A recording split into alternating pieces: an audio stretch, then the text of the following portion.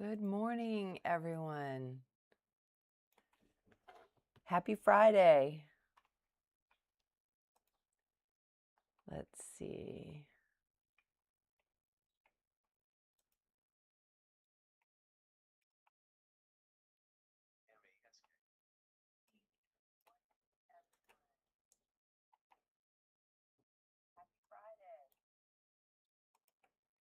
Turn the volume off so I'm not talking over myself.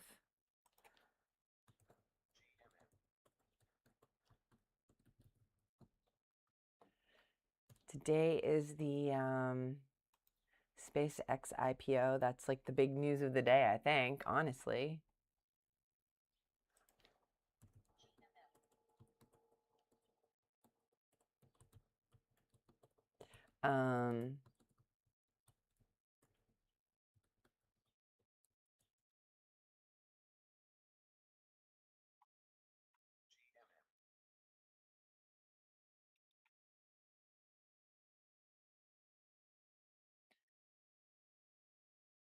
Let's see, SPCX. Just kind of curious what it looks like on the, so it just buffers. All right, okay. We're we're live. Before I got on the live stream, I was just going over some candlestick shapes and making a list of patterns because that's probably what I'm going over next week. So I was looking at, since I've been working on breaks over levels of resistance, I was looking for candlestick shapes and patterns that help me find points of resistance. I figure start with what I'm doing, right? Start where I'm at. So GMM popped up. This popped up before 7.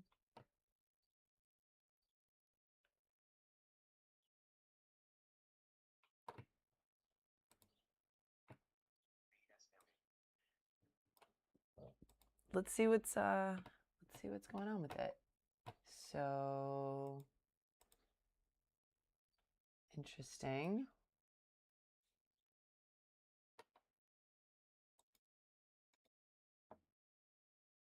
Halted yesterday. Let's see.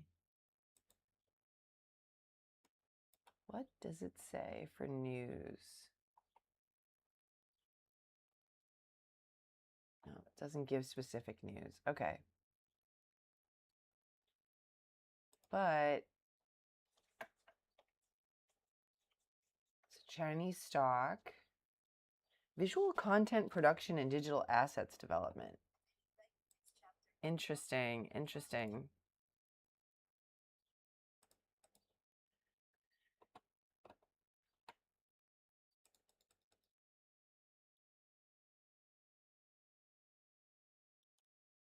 Very interesting. Good morning, Spidey.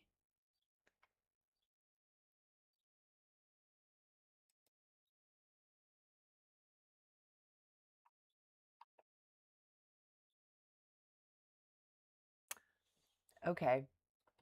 That's what it is. Got it. Got it. Trading halt status, news and resumption times. That was yesterday.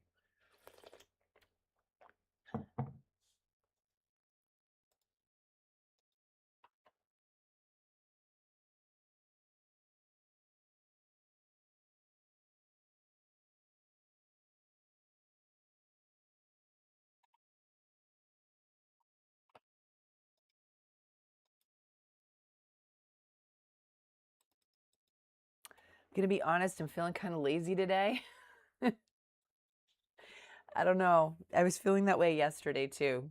So I don't know. Maybe lazy is not the right idea. Chill. I'm feeling very chill about the whole thing. Not feeling super aggressive today about trading. So, you know, I kind of see what's popping up, but I'm not really feeling like, I don't know.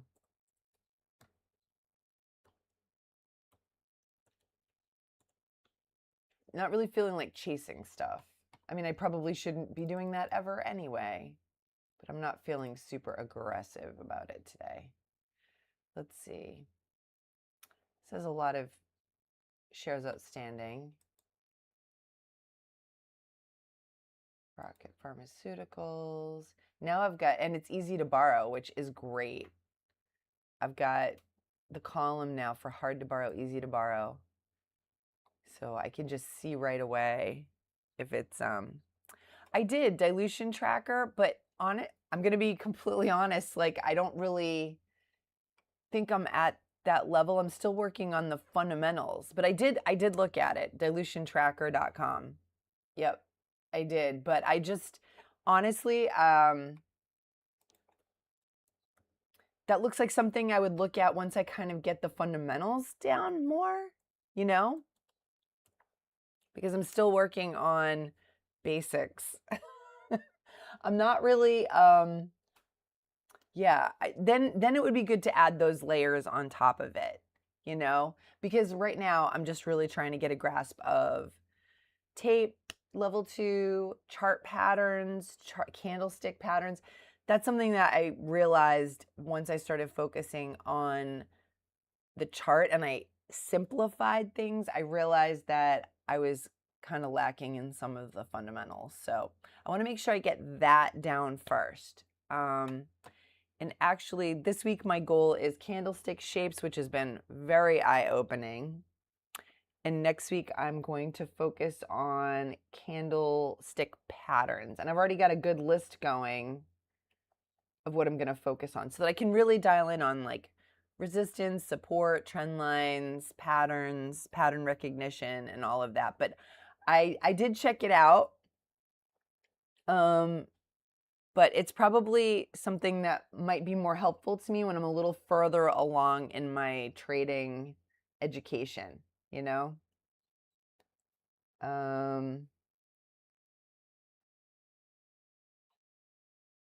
You know, there's so many cool things out there that I'm sure would be very helpful for me. Once I have the basics down. But I think I got to get the basics first. You know? And it's funny because, you know, I think this happens in other areas of my life too. No, like I said, you know, I looked at it, but honestly, it's a little bit beyond where I'm at. So, I'm just trying to focus on the fundamentals. And I noticed that in a lot of other areas of my life too. If I don't focus on the fundamentals first, then I feel like I don't really have a grasp of what I'm doing, you know? But that's definitely something to look at when I'm like further down the road, you know?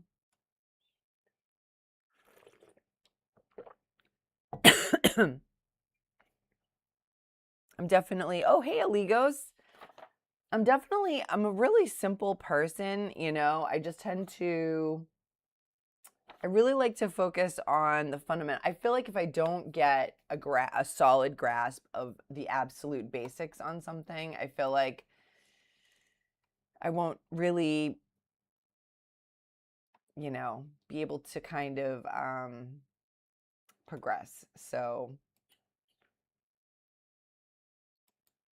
I'm wondering, I guess SpaceX, the IPO is today, but when will that start trading? Will that start trading right at market open? Or is there a time? Let's see. I tried to find out what time. Let me see. What time?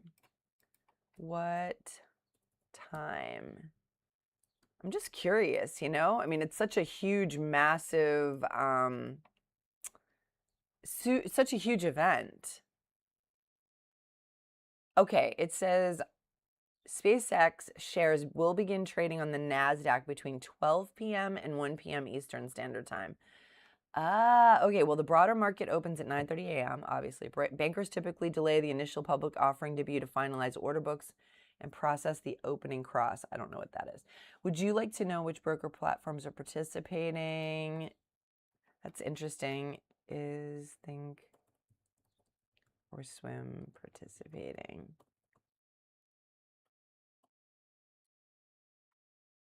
It's funny because usually Friday afternoons are kind of slow, right? Okay, thank you. Yeah, usually they're kind of slow on Friday afternoons. At least I've from my experience, the market's been kind of slow.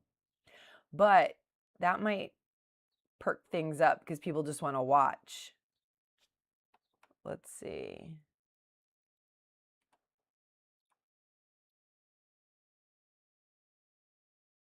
Yeah, really interesting. I think it'll be really interesting. So I'll definitely be, even though my live stream, I'm going to stop at 10, I'll definitely be hopping on at noon to see what it looks like. Because I've never actually like sat down and watched an IPO right like as it's starting. So, opening cross. Okay, opening cross. Got it.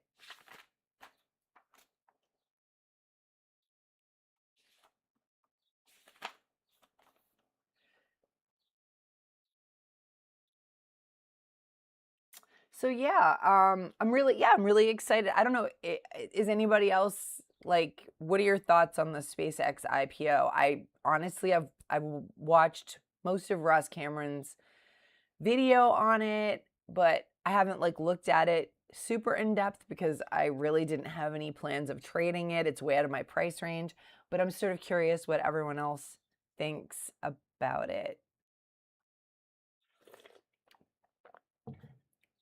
See, DSY. I saw that popping up earlier. Ooh. Oh, that's a nice clean pullback.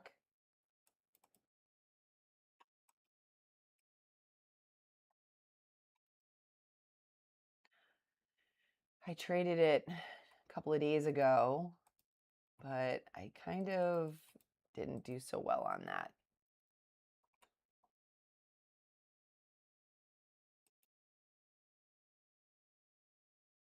So actually, this is the top of the last move. So I'll see if it does another pullback.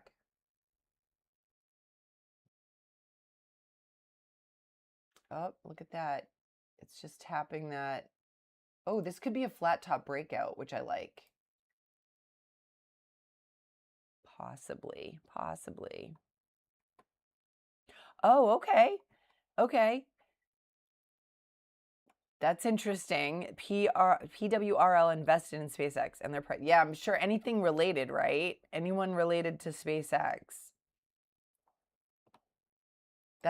I think it's going to be really interesting, Spidey. Like, again, I'm new, so I'm still learning, but I think it's worth kind of hopping on to take a look.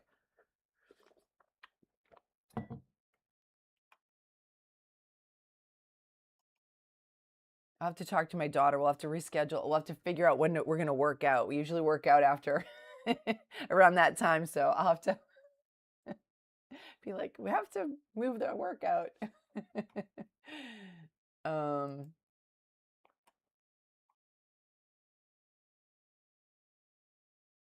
Okay, so this is more of like a pullback. So interesting.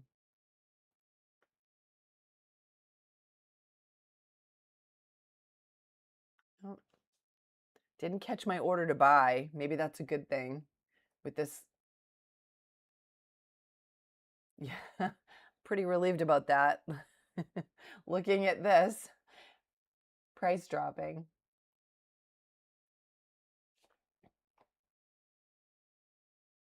Universe just helped me out, guys. Can you imagine if it had caught my price? Look at that. That was a false breakout. Huge false breakout.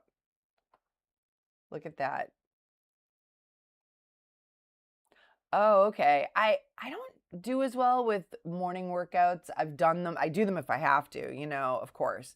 But I usually right now, because of my daughter's schedule and my schedule, she's in college, we work out together right now. My son, he works out on his own because of his schedule. And then I work out at night a lot too. But I'll only do one today. And I'm supposed to lift today, but like I said, my daughter has plans. She's going to use my car, so I don't know. We might have to work out separately today because I want to watch the SpaceX IPO. Yeah, I'm like, it's so important to get that workout in, honestly.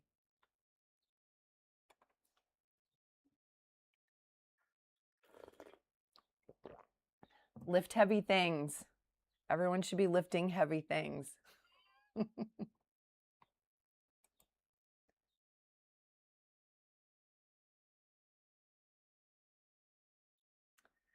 now, I don't know. I don't really trust it because it tapped this level about 836. And then I actually tried to go for a high of day breakout. Thank God it didn't catch my order. It was a false breakout. Glad I didn't get in on that. Wow. You know, I'm really trying to dial in on candlestick shapes and patterns. So I'm looking at this, right? And this is, I think, why I haven't been successful on bull flag pullbacks and micro pullbacks, because I think I didn't have a deep enough understanding of the candle shapes and what was happening. So I'm looking at this, you know, this makes sense to me, right? It's kind of tapping that level, and of course having a topping tail means a reversal. But I'm looking at this candle, okay, a red candle pullback makes sense, right? This makes sense. This makes zero sense. But this makes sense to me. I'm just wondering if I missed something, you know, if I missed something in the candlestick chart where this was a false breakout, because I didn't see anything that gave me pause. However, I'm going to work on patterns next week. So hopefully working on patterns in detail will get me to the point where I'll catch anything that I'm missing in the patterns. But I have so many patterns I've got so many patterns from you guys this week. Morning star, evening star, dark cloud cover, piercing pattern. Stargazer was really good about pointing out a bunch of them on the charts. Tweezer top, tweezer bottoms, white shoulders, 3 black crows. And then I pulled up a list off the internet, not me, but a list of patterns that might help with breakouts. Bullish engulfing, inside bar breakout. It said bull flag, but like I said, I really don't do well on those. And I'm wondering if I'm missing something on the charts. Ascending triangle, morning star, bullish harami, pennant, piercing line, and 2 candle thrust. So that's my goal for next week, is to really dial in on the patterns and see what I've been missing, because I think I've been missing stuff for sure. Because the bull flag pullback is supposed to be like easy, right? I'm seeing it form, and then I'm getting stuck in a ton of false breakouts. I was losing tons of money. Here we go, trying to go for high of day again. Just gonna look at GMM again. Okay, so that didn't do anything. Rocket, I'm gonna take that off because the shares outstanding are really high. RUBI,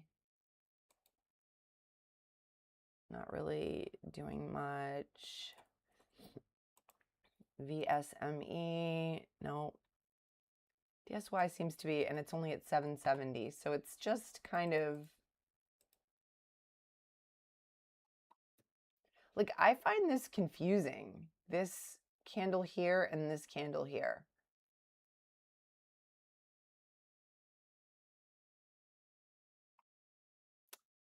So now it's going back up towards high of day, but I don't trust it.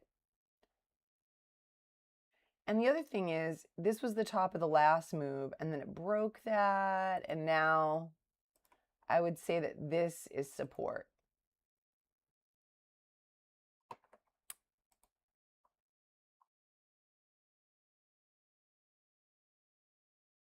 The DSY is an AI traded stock. That may, well, okay, like an algo traded stock. Oh, this one right here. This one right here, Oligos. Yeah, you usually catch stuff right away. If you're on, you catch that first move. Look at that. Wow, that was like $3 a share, huh?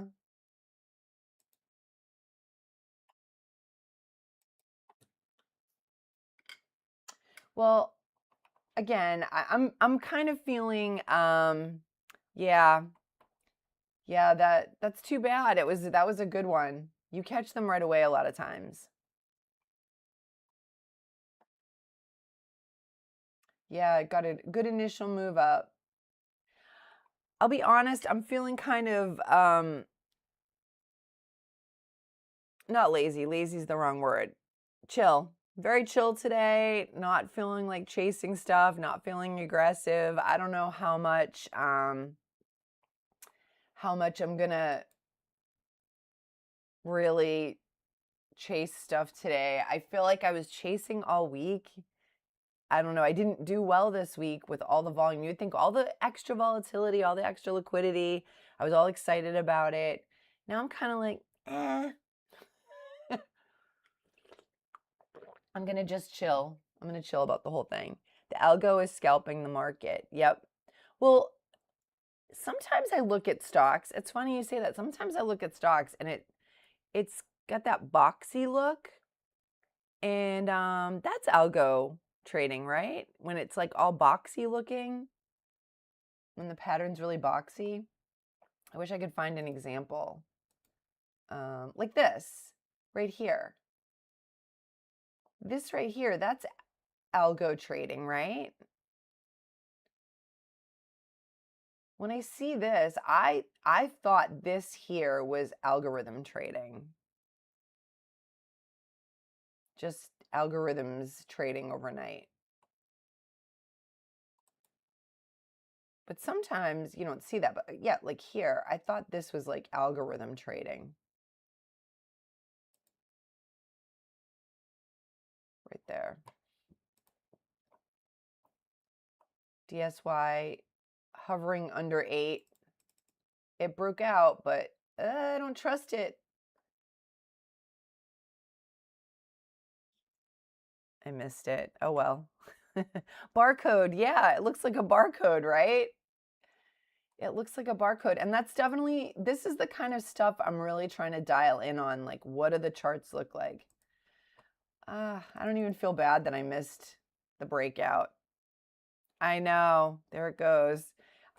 Lee goes, I'm like, I don't know. Today I'm just kind of like chill. Even if I don't trade today, I'm going to watch, obviously, in live stream and watch. But like, I don't know. I haven't been doing well this week. My instincts are off. If I see something that feels really good, I'll take it. But I don't know. I don't feel like trying to chase stuff today. This looks good, though. It made the breakout. And there's a lot of volume on that bar, which is good. But all these little topping tails, I didn't like that.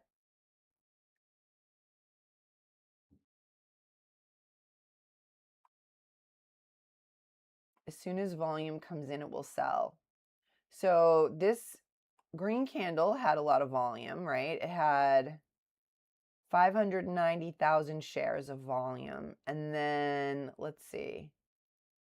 The current candle, which is almost done, has 184,000 shares of volume. That's one thing I put back on my chart was the volume bar. I feel like the volume bar was really, oops, dropped my phone. Live streaming. You get to see all my mistakes. So yeah, I'm dialing in on the volume on my watch list. I've got total volume here. 9.9 million, right? I've got relative volume here in this column.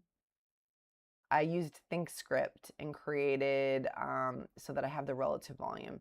So the relative volume on this is only 0.5 times its 50-day average. And of course I put hard to borrow, easy to borrow, and SpaceX is apparently not available to borrow. You can't short it. It hasn't even come out yet. So, okay, now this is a potential flat top breakout. I like those a lot. Maybe I'll get in on that. I like when I see things consolidating under one level and the volume going down, but now it's just kind of pulling back. Let's see.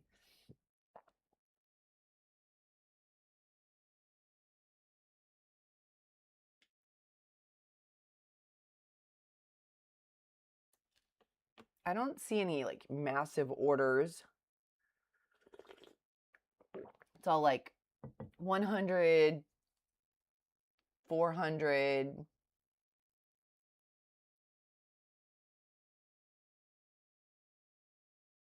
It's just popping right around 9. Oh, right around 9.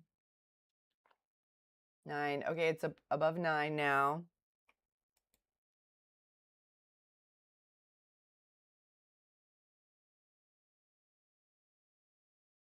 It's really hovering right around 9.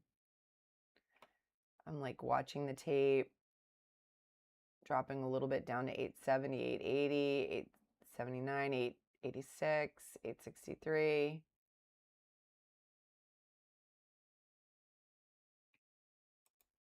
Just, good morning. Oh, good luck, Flip.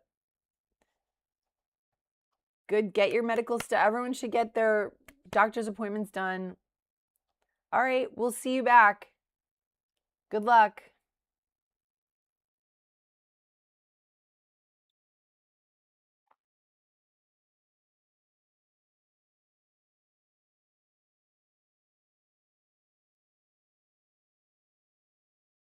All right, so we're hovering around 879, 882, 879, 881. It's like the tape is pretty mixed. Up, red, green. Just kind of, you know.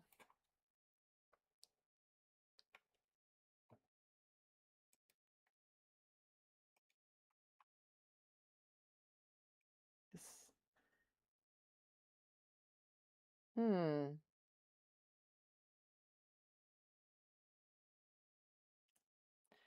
It's really kind of hovering right around 9.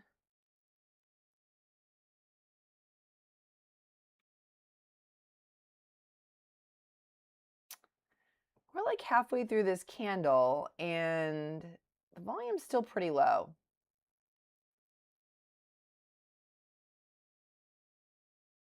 $135,000 shares of volume on this candle.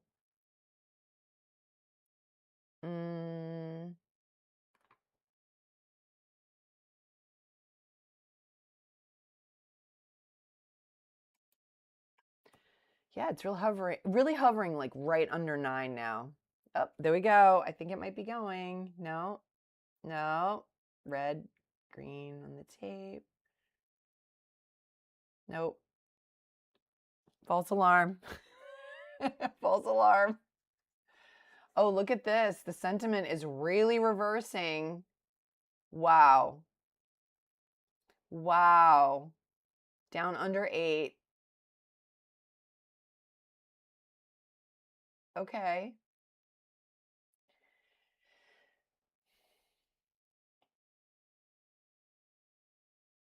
So one of the questions I was trying to ask myself all week is like, what is the dominant candle of the session? At first it was green, right? We had these long green candles. Now we get a longer red candle. Just, you know,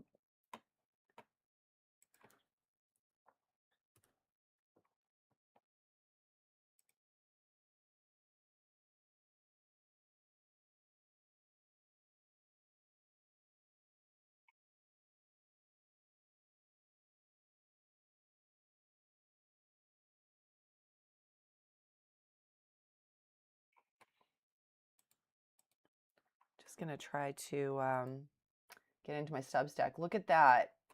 So now I wonder if it'll drop down to this level of support. Good thing I didn't get in. I didn't have luck with DSY the other day. So I'm not and I'm not really feeling like chasing stuff today. So I'm not surprised because I felt like I couldn't get a grip on it the other day. You know, sometimes trading feels so easy, right? Sometimes I'm just getting into my Substack because I want to look at my questions that I have on my article. So sometimes trading feels really, really easy to me. And other times it feels like a grind. Okay, so the questions I wanted to ask myself were, what is the dominant candle of the session? Green still, but we've got some long red ones. What is the current candle's body to wick ratio? So the current candle. So these are, when a candle's long wicks mean, so long wicks mean rejection. So this was rejection. Small bodies mean indecision, like this little doji here. A clean full-bodied candle means momentum. So the momentum right here is going down cleanly. Okay. All right. Just trying to get better at pattern recognition. And so now we've got a candle at the bottom. So you guys are listening to me struggle through my learning process.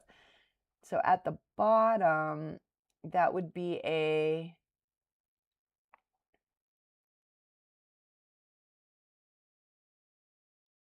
hammer, right? Because this is the downtrend, right? So this would be a bit of a hammer. Wow, it's really struggling to come up.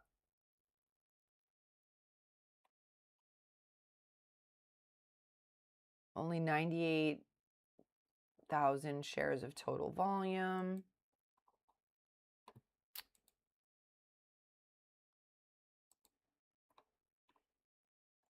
Feeling super conservative today. I don't know how much I'll trade, but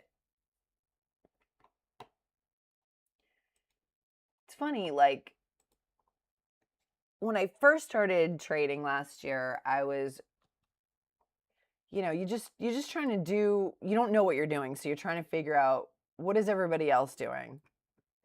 But now I'm starting to realize, like, you have to be 100% you, right? Because if you're not, there's so much pressure in trading. I feel like under pressure, you're going to do what you are going to do, right? So, or what you've practiced, right? So I guess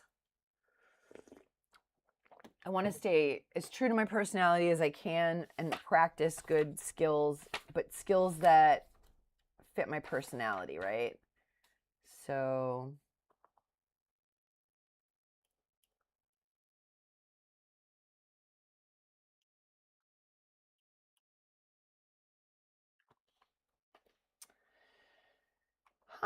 okay. I don't know. I mean, I guess I wouldn't trade this anyway now, but it's a bit of a mess. Let's see, what else is on my little scanner?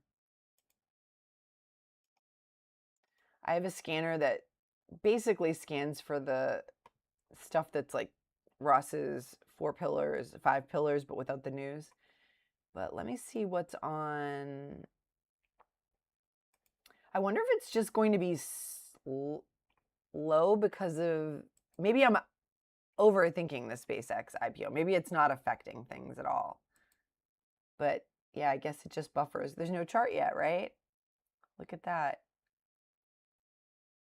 So, yep, 135.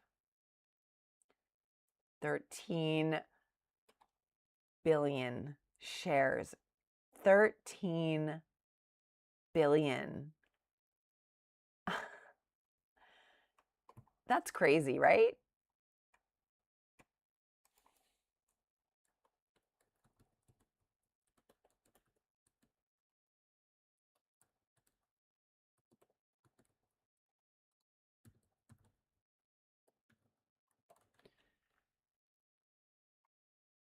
I don't think I've ever seen that many shares.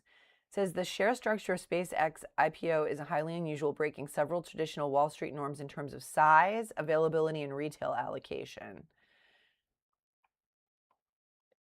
It's selling 555.6 million Class A shares, which seems like a massive number on its own. Wow. A typical IPO normally floats 10 to 20% of its total shares to ensure smooth trading. Getting cold here. By releasing such a tiny fraction, less than 5%, SpaceX has created a massive supply and demand squeeze on day one.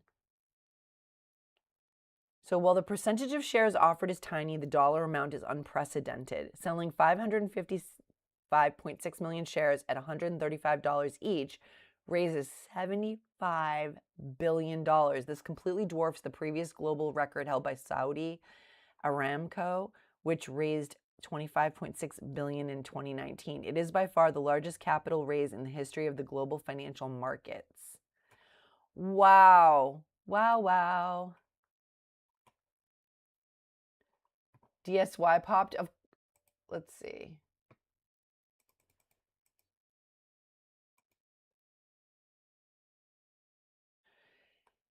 Yeah, it's heading down though. Hi, Wayne. Heading down, right? It's like, this is the crazy thing. Here,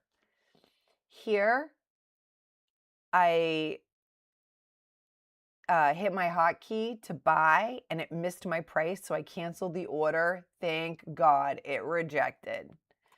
So I didn't get in on this at all. And now look at the volume's really low. It's already pulled back, way back. Oh, this has happened to me. Have you looked at it like this, like that? Like, that's happened to me. Like, I'm not looking at the complete story. I've done that so many times. But yeah, DSY, I actually hit buy here. It didn't catch my order and I canceled it. Thank God I did. That would have been a big red trade to start my day. No, I was just looking at the SpaceX IPO. It's just so crazy. Like, it's just such a huge event. 13 billion shares. Like, that is just massive. Okay, so this is something else. It says highly unconventional, take it or leave it fixed pricing. Usually companies pitching an IPO tell the public an expected price range and adjust it the night before based on institutional demand. Elon Musk instead used a highly unusual fixed price approach, declaring weeks in advance that SpaceX would share sales at exactly $135 a piece, regardless of roadshow feedback. Interesting. So this is the breakdown. 555.6 million shares offered, the largest absolute share block offered in a single U.S. debut. What? Total shares outstanding, 13 billion. We can see that here already, 13 billion. Let's see. It's supposed to show it when I hover. There we go, 13 billion. That's insane. 13.08 billion. Places the company's baseline valuation at a massive 1.7 trillion. The float ratio drastically limits the actual supply available to public buyers. The float ratio is about 4.2%. So, when I look at shares outstanding, that's just a ballpark, right? The float is usually way less than that. Well, not way less. It depends on the stock, right? But Thinkorswim, I have not been able to find a way to see the float. That was the nice thing about using Warrior Trading scanners. They had the float, the actual float, which was kind of nice. But retail allocation, 20 to 30%. Most IPOs give retail investors less than 10%. This allocation is uniquely massive. To understand how these lopsided supply numbers could impact day one trading and subsequent lockup expirations. Wow. Okay. Pretty crazy stuff, guys. Pretty crazy stuff. I'm sure I'm sure some of you know way more about it than I do, but I was like, I'm not going to be trading it. So I sort of felt like I was interested, but not like interested to the level where I need to know what I need to know to trade it. I'm not going to trade something at that price level, but or maybe I should buy a share, one share, see what happens. I can't like wrap my mind around those numbers. Elon Musk is like built such a crazy empire. All right, DSY is coming back up.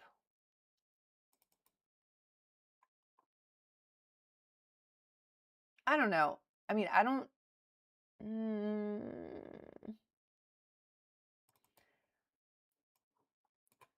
So there was some news. Let's see. This was from, oh, this is a while ago.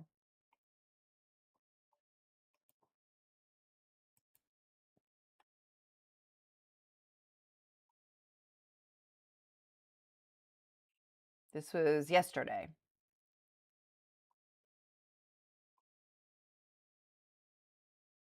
No fresh earnings report or major corporate announcement appears to be behind the move. This was yesterday.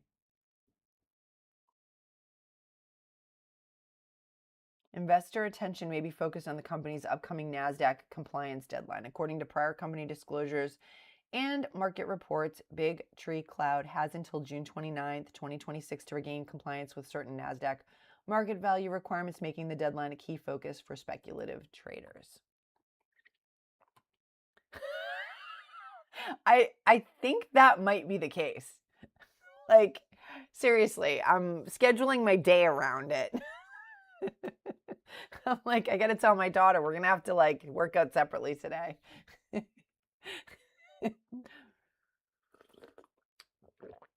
I'm planning my day around the SpaceX IPO. I'm just curious, like, it's such a big deal. Of course, he has to do it big, right? Like, if we're going to live on Mars, the biggest IPOs ever, like all the, everything's always like the biggest.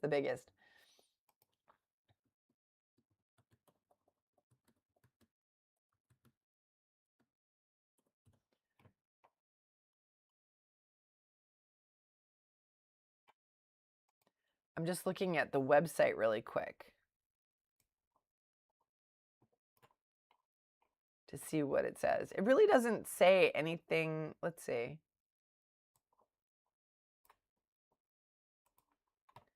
Making life multi-planetary. I don't know if I want to live on Mars, guys. But I think space stuff is really cool. It is the final frontier, other than the deep oceans and the middle of the earth. But honestly, it's the final frontier. Upcoming launches, Starlink. Honestly, Starlink, I guess, is their profitable part of the company, because I think Ross Cameron did a video on the SpaceX thing, and I guess they're not doing that great, but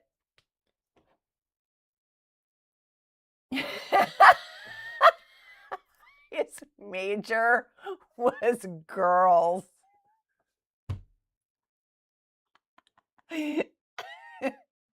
Well, I guess that worked out for him. The moral of that story, forget about your major, forget about studying, just chase girls in college and you'll be a trillionaire. His major was girls. That's pretty funny.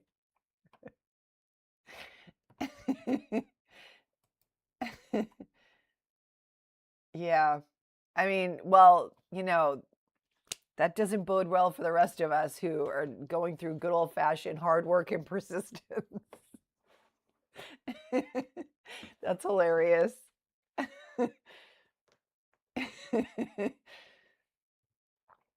I mean, it's funny because you hear all the time that these people that are like hyper successful are just very unorthodox in the way they approach things. They're always kind of have a really unique perspective. And, you know, of course, didn't he start off with some solar company?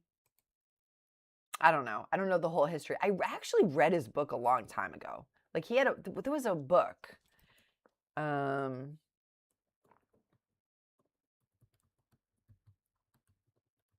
to remember. A book came out about him. I think it was his book.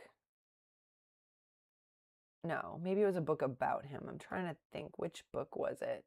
There was a book about him that I read. Walter Isaacson did a book about him? Wow. Okay. So, yeah, there was a book that came out about him and I read it. That was a while ago though. Might have been like 10 years ago. And I think he got started with like a solar panel company or something.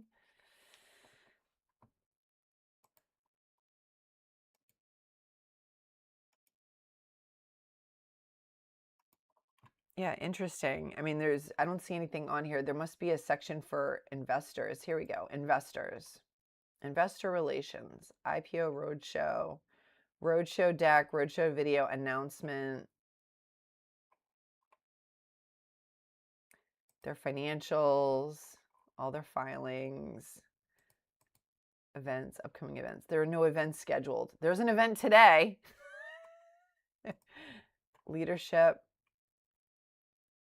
How much do you think these people make? Well, it's probably in their financials, right? Their salaries and wages, but it's probably not broken out. Wow. All right. I just find it interesting.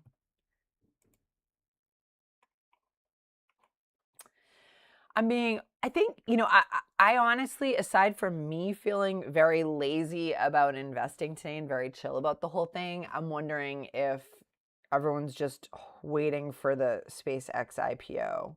You know, I mean, Fridays can be weird. Fridays can be kind of slow, or, you know, a lot of people I think take Friday off from trading. They consider it part of the weekend, but today maybe a lot of people will stick around and see what's going on. Like a lot of the stuff that's popped up, it's like, seen that before. Let's see. KM. Even with my glasses on, I'm having trouble seeing this. KMFX? Is that what it is? Nope, KMPX.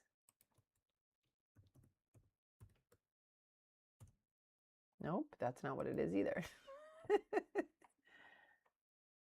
feel like I'm with the eye doctors trying to figure out what it says.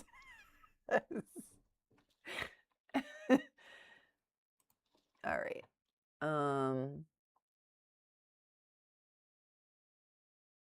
KMRK. I'm going to keep trying. KMRK. There we go. There we go. No, not doing anything. Has huge relative volume, but it's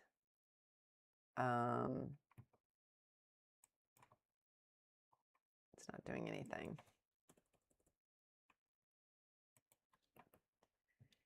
GMM popped up, came back.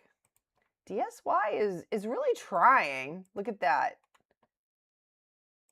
So that's interesting. This is the level that it tapped when I almost got my day wrecked. Hey, James. Yeah, there was a book that came out a while ago, though. I don't think it was the Isaacson one that I read. It was another one previously that was about him. He didn't write it. It was like about him.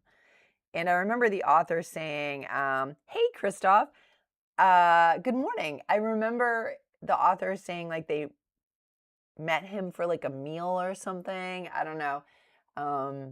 But yes, Isaacson, he's written so many books about So many famous figures. I guess Elon Musk, that might secure Elon Musk's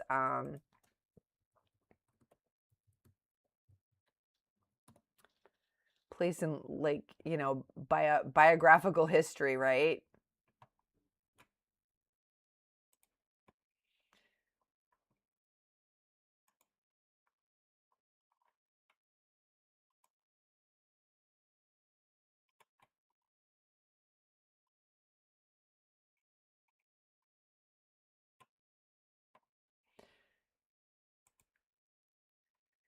So yes, I almost got my direct here. I actually placed an order, hit the hotkey to buy, and it didn't pick up my order. It popped up. I canceled my order and then it rejected. So I am really, really lucky. Really lucky. Ashley Vance. Maybe that was it. I don't know. It was a while ago because it was before the pandemic. And I remember I was, at the time, I was considering learning computer programming. So I was taking these online classes through the University of the People. And like while I was working full time, I don't know how I was doing all of this. Little kids, competing as an athlete, somehow taking a class in computer programming. And I was like, oh, I should read this book about Elon Musk. So it might have been that one.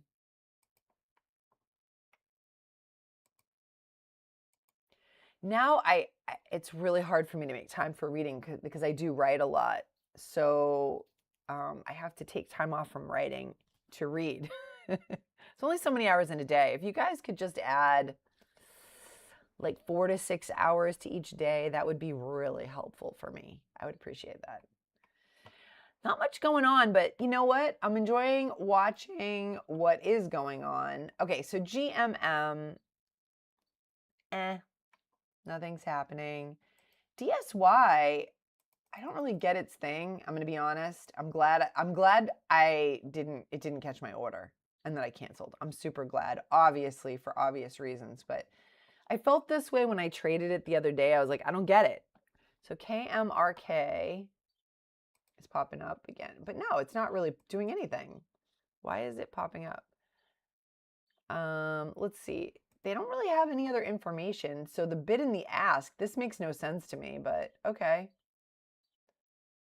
Someone wants to buy 1 share of SpaceX for $3,000. And someone, maybe these are just starting numbers, and someone wants to sell a share for $116. Does that make sense?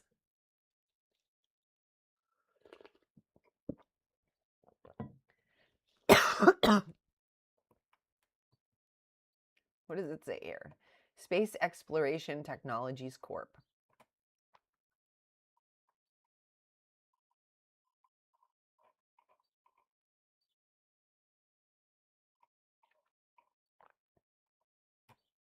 Oh, here's the float. 3.7 billion shares.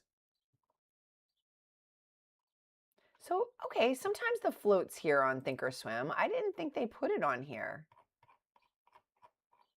Oh, okay. You can see the float here. So why can't I see the float here?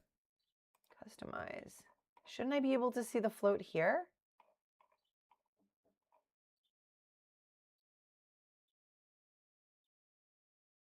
Ah, float.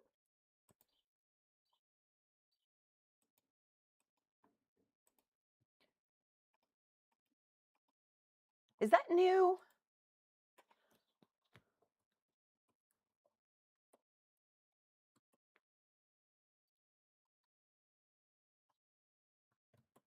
Just gonna.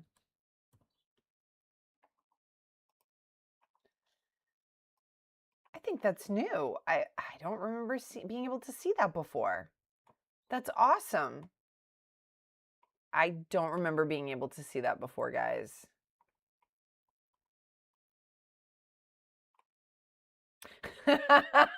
Yes, Ash Pro, I did. Well, I like number stuff. My whole professional career was in finance and accounting. I have my MBA. Like, I've always kind of been drawn to, I like creative stuff too. I'm an author, but like, yeah, I thought, oh, maybe I would like programming and maybe that would give me more flexibility. Programming was a lot to bite off at the time. Actually, that was definitely 10 years ago because my kids were, I think, my son was in middle school and he's an adult now. He's 23. Well, actually, he'll be 23 next month.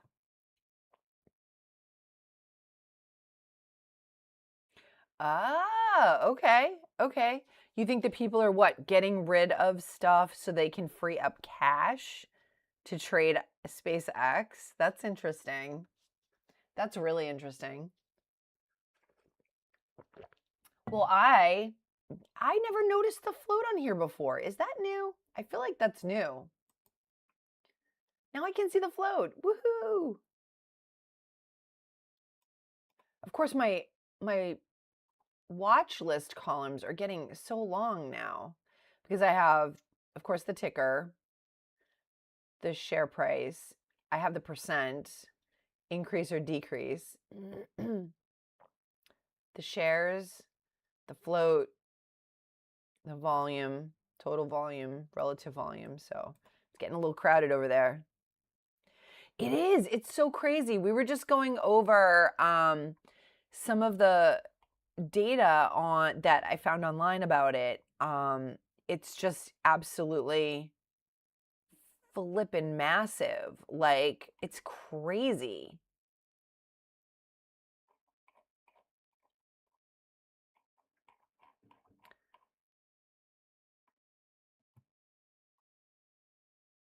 Crazy, crazy, crazy.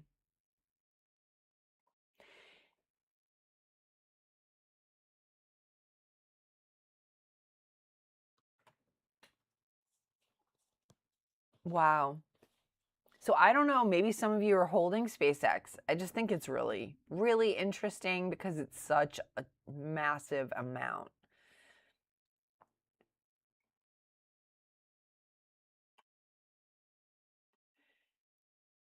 So let me, I don't know if I can, I don't think I can put pictures in the chat on YouTube. That's too bad. They really need to fix that so that we can put pictures on here.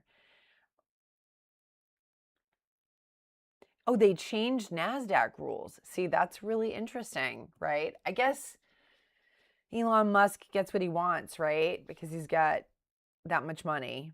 I mean, I would be a great trillionaire, just so you guys know. I would be kind to animals, kids, old people. I would do lots of stuff for charity.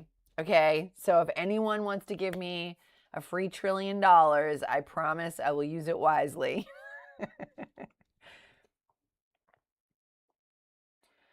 Yeah, maybe after the hype dies down. I mean, honestly, 135 is pretty reasonable for something so big. I wonder how many people actually got shares in advance. But yeah, the whole thing is just interesting.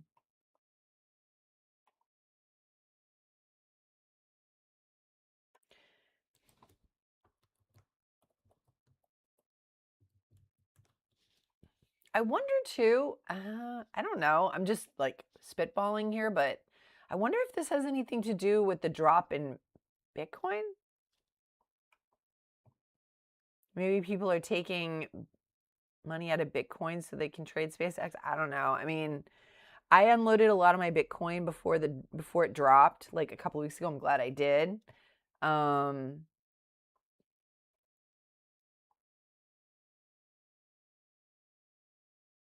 But you know, I'm wondering if that's related at all.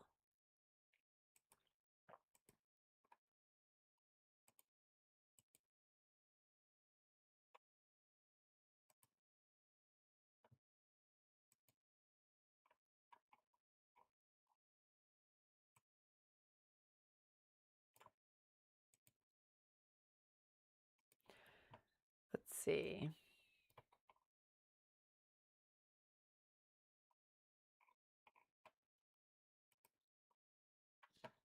What's DSY doing? Yeah, I'm glad I didn't get in on this. I just didn't really get what was going on, to be honest. So I had VWAP on my charts yesterday, but honestly, I didn't feel like it. I don't know. I felt like it was just one more thing cluttering it up for me visually.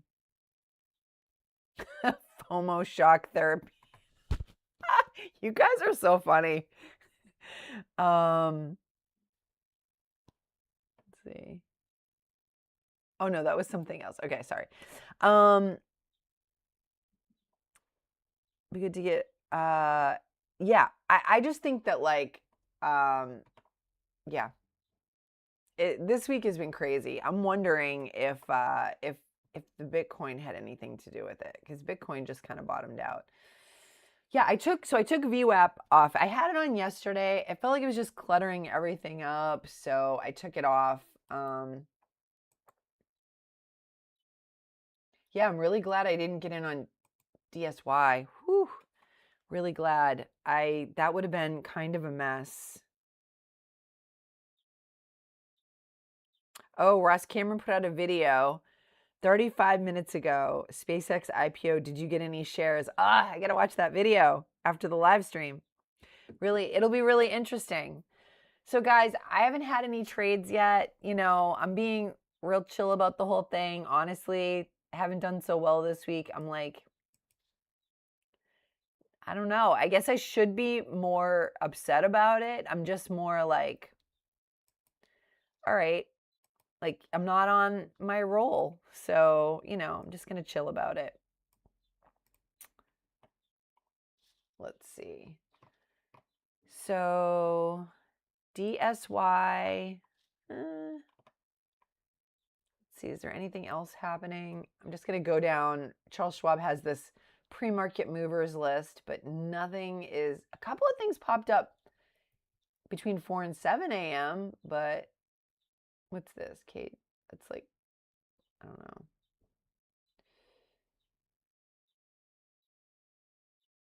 What's this? AVTX, easy to borrow,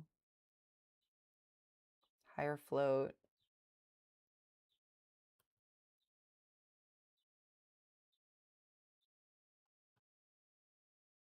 Google. Google's up.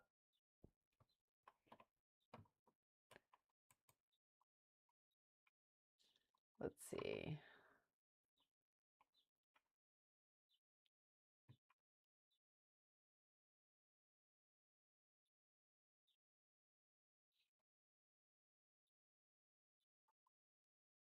I didn't know Google was easy to borrow. Okay. Let's see.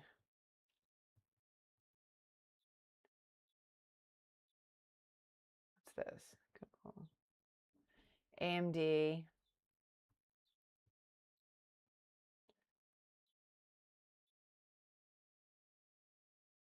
All right. Not much going on. So right now I'm using Zendu free scanner on YouTube, and I basically created I have like preset scanners on Thinkorswim. Charles Schwab has some, or Thinkorswim has some that you can automatically kind of look for. Like, for example, they have this percent change gainers. They have like a gapping up scanner. Right here, they have these lovers and losers where they have pre-market movers, post-market movers. I look at those a lot, but I also created my own scanners here. I was just messing around this morning with these studies, but I have my own. I made a few of my own scanners with I have like the price, the number of shares, minimum volume that I want. I have if it gapped up more than 10% from the previous day's close, and then also if it has relative volume 5 times more than 50-day average. Because I started off warrior trading, you know, I'm really like a big fan of Ross Cameron, of course. And so I started off, this scanner is pretty much hit 4 out of his 5 pillars of stock selection. Oh, Zendu here. So I'll put that in the chat. Oops. Actually, one of you guys suggested it to me. And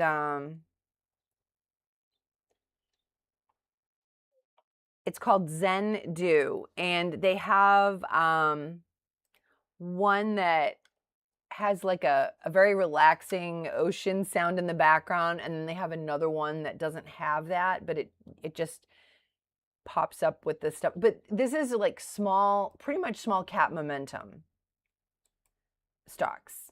It doesn't really screen for everything, you know. They just put it up there on the screen, and it's great, honestly. TJ, okay, thank you. I was like, I know someone here mentioned it to me.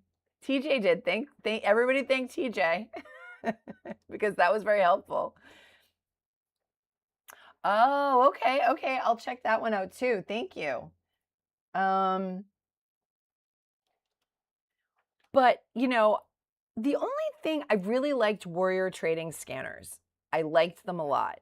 It's just that I'm not consistently profitable. It was getting prohibitively expensive for me, and but I really liked them. There was nothing wrong with them, you know. It was great. They had like a running up scanner, which was awesome because I caught stuff right away. So those stocks that first leg up, I was able to catch a lot of those.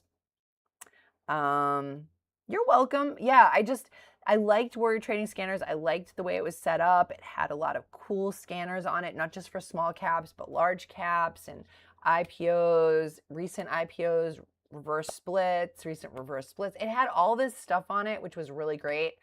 But I'm just not consistently profitable, so I couldn't justify the cost. And it's the same reason why I switched from TraderView to TradesViz. Nothing wrong with TraderView. It just became prohibitively expensive. So, oh, thank you. Yeah, we've got a nice group. Like, honestly, we've got an awesome group. People show up. Everyone's really respectful. You know, and it's really been great. Like, everyone kind of learns from everybody, and it's pretty awesome. Wayne, I just saw your comment. SpaceX is priced at 95 times sales, the highest value ever for an IPO. Yeah, it's crazy. It's just absolutely insane. I keep, like, my mind is just like, so I guess maybe that's why I don't feel bummed out if I don't get any trades today, because the SpaceX IPO is going to be amazing. So I know I've got almost 300 subscribers. I can't believe it. This is amazing. Thank you so much, everybody, for struggling along with me. I'm because I have been on the struggle bus. But, you know, everyone's been really great, you know. So, yeah, it's been really fun, and it's held me accountable. People ask me questions and question what I'm doing all the time, which I appreciate. And you know, you offer suggestions, and even if I don't implement every suggestion because maybe they're not for me or it's not the right time, like the dilution tracker thing, Spidey, like, even if it's not, you know, for the right thing at the right time for me, like, I keep everything in my notebook and I go back and refer to things, and it's really, really helpful. And I also feel a huge sense of accountability to you guys to share what I'm doing. It's changed my trading a lot. Like, it's forced me to be really self-reflective and analyze my trades to a level that I wasn't doing it before. And I did have a lot of beginner's luck. Not having that anymore. It's been harder. I'm like, am I getting worse? But I think it's just, you know, I remember when I was doing well and I kept hearing about beginner's luck, and I was like, well, hopefully this isn't beginner's luck. Well, kind of was, you know. Now I'm sort of in the trenches. But I do think that it's just, you know, really persistence and attacking the fundamentals. And again, another viewer suggested a whiteboard, and I got one, and this has been amazing. So I have like it changes all the time what I have on here.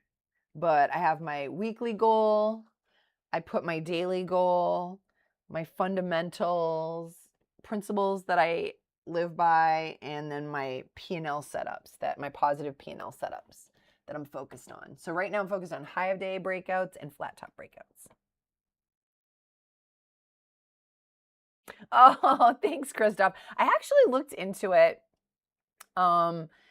And I see that there is I've been kind of researching here and there because I do think that futures would be a good second thing for me to get into. Once I'm like solid on the fundamentals of this, I do think I will branch out into that. And so I looked there's a couple of prop firms that look really interesting. I just think that I'm not going to, maybe I don't understand the process correctly, but it just seems like you have to be at a minimum level of profitability in order for it to make sense because they all have a monthly fee.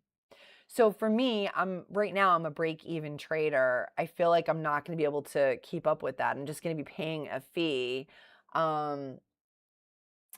But yeah, I looked into it. Some of them have like a fee to start, and then you have to pass a combine, and then if you pass the combine, then you can kind of, so yeah, I'm just, but yeah, I've looked into it for sure. I'm very interested in it. And I also looked into trading futures on Thinkorswim because now my account's a margin account. So I think I can add that feature, but I'm just trying to understand the fee structure. Like it sounds like there is a, yeah, so that was kind of like, okay, some firms have a monthly fee, and I was like, and I know some of you trade with prop firms and you love it, and I understand that it's a great way to learn. So hopefully this weekend I might have some time to devote to that, researching that. I'm hoping. CIIT over one. Hey, Stargazer. CIIT. Let's see.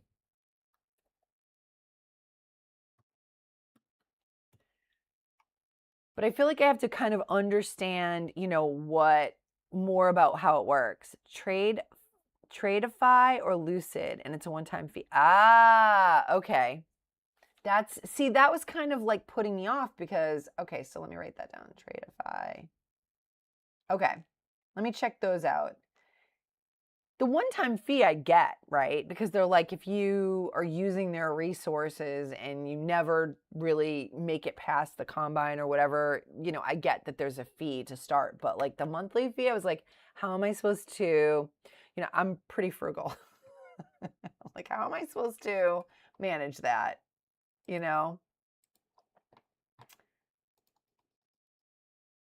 All right. Oh, nice. So what did you say? 187. Ooh, did you get in?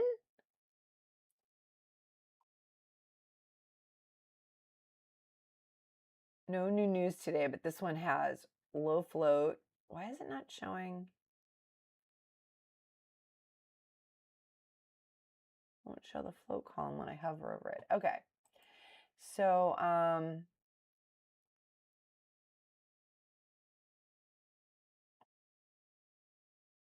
interesting.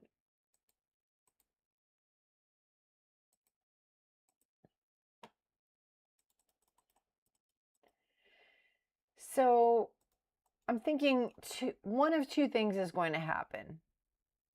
They pay for your data feed as well, so there's that. I'm also very frugal. See? You're in. Okay, Stargazer, look at that. This is at least 20 cents a share.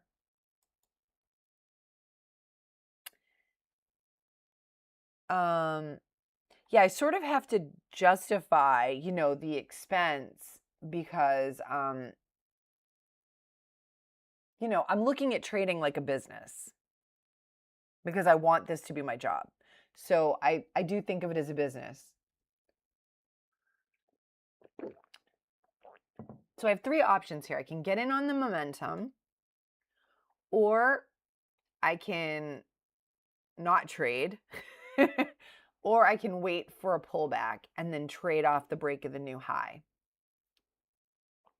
So I'm really trying to kind of like standardize my process.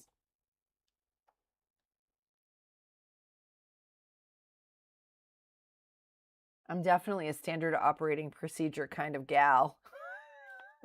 Okay. So, I can either not trade. I can get in on momentum. This could be one of those stocks that just pops up and rejects, right? Or I could wait for high of day or flat top. Oh, wow, Stargazer. Holy smokes. That's great. It's dipping. It's dipping down. Looks like high of day at 250. Right at the $0.50.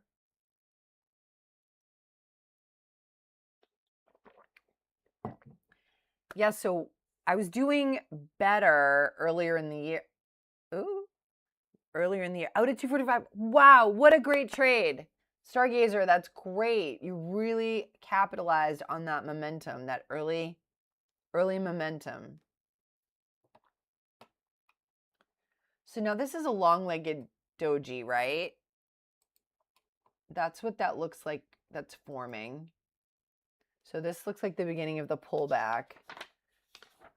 So let's see, long-legged doji. And now we've got a pullback. So let me see what's going on the daily chart. Okay.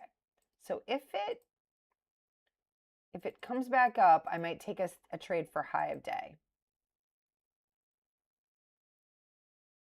That's a really good trade. You really jumped in on the momentum and rode that all the way up. That was great.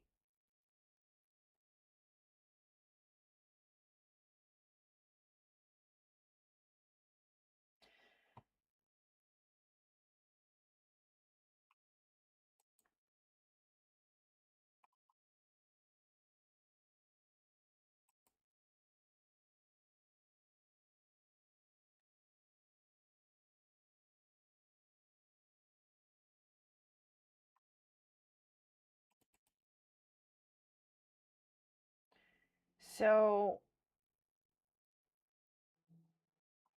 250, 150. So right here is about 50% of the move, right? This is about 50% of the move. Oh, look, it tapped that. If it goes below 50% of the move, I do have less confidence that it's going to bounce back up.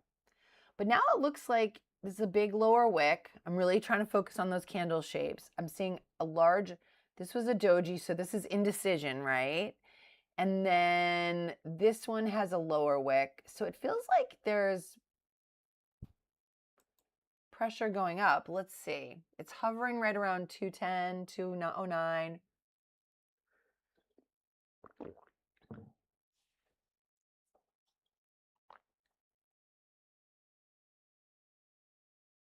I'm probably doing more watching than trading today, but I feel like that's okay. That's fine. I don't know. I just don't feel like taking crazy risks today. All right. So now it has a longer upper wick. And let's see. I'm really trying to dial in on these candlestick shapes. So now it has a longer upper wick. And so this is potentially an inverted hammer. Oh, now it's going up.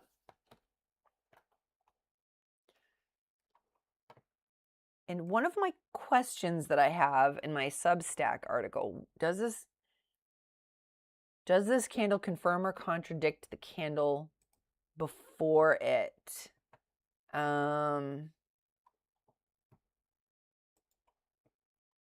This one kind of contradicts it, right?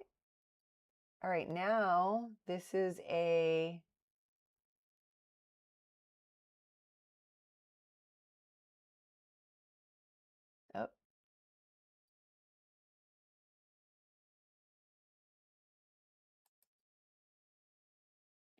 All right, interesting. Coming back up.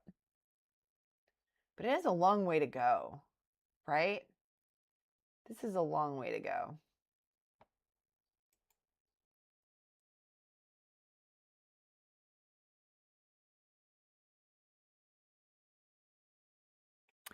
Yeah, okay, I'll check it out. This weekend I might have time to check that out. I'm so tired of traveling, which sounds super ungrateful, I know, but I just really need to get some of my life stuff done, like my landscaping and my house and, you know. All right, so it broke this level of and rejected, so I don't think it's going to come back up. This is like halfway through the move. I would be surprised if it came back up now. Well, Stargazer, I think you pulled what you could out of CIIT today. Good job. So yeah, I'll check that out because I am definitely interested in futures. Even if I don't do it right away, once I feel like I have the fundamentals of you know, small cap trading, I think I will, that would be like the next natural progression for me.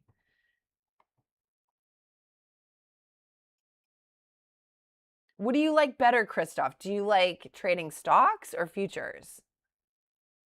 Or do you not trade stocks at all? Do you just do futures?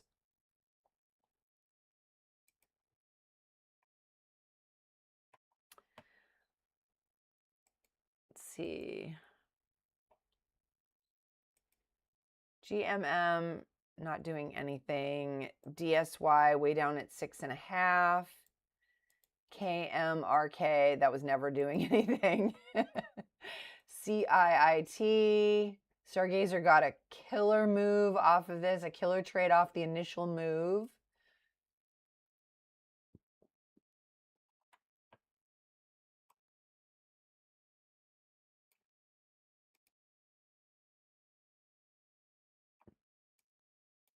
I'm smart? Thank you. I don't know about that, though. Thank you, Kyle, but I'm not sure. I mean, I think I'm of at least average intelligence. I'm solidly in the middle of the pack, okay? I'm not a moron, but I don't know about smart. I think I'm solidly in the middle of the pack, so I have to put in a little extra effort to learn things. I am a bit of a slow learner, but that self-awareness means that I am okay being persistent, you know? Okay, so you just do 100% futures. You used to swing trade, but yeah, that's what I've heard. I've heard that for sure. Um, but you know, I get overwhelmed easily, so I do better if I focus on one thing. Like I am a generalist, of course, in some ways, but I do better if I focus on one thing, get good at that, and then kind of add the next thing, you know?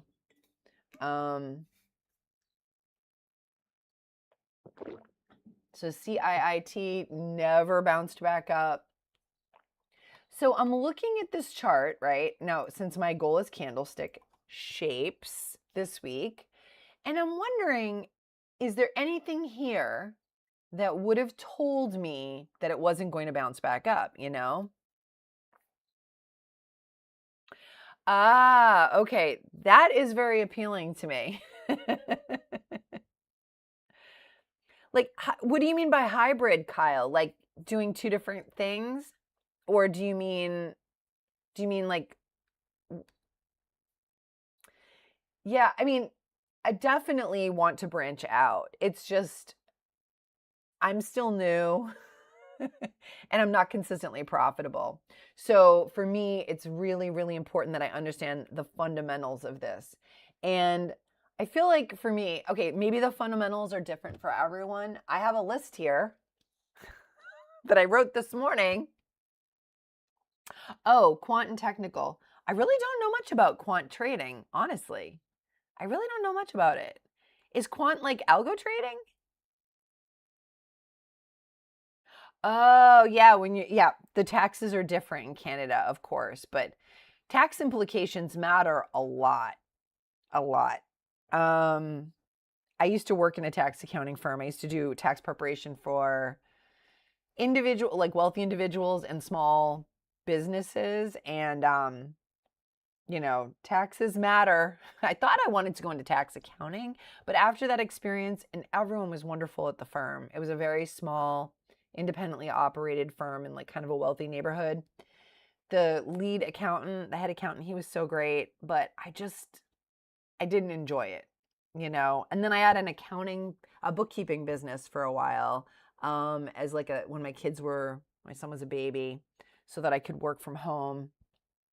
Actually I had 2 businesses, but yeah, taxes matter. It really, really, really matters. Okay.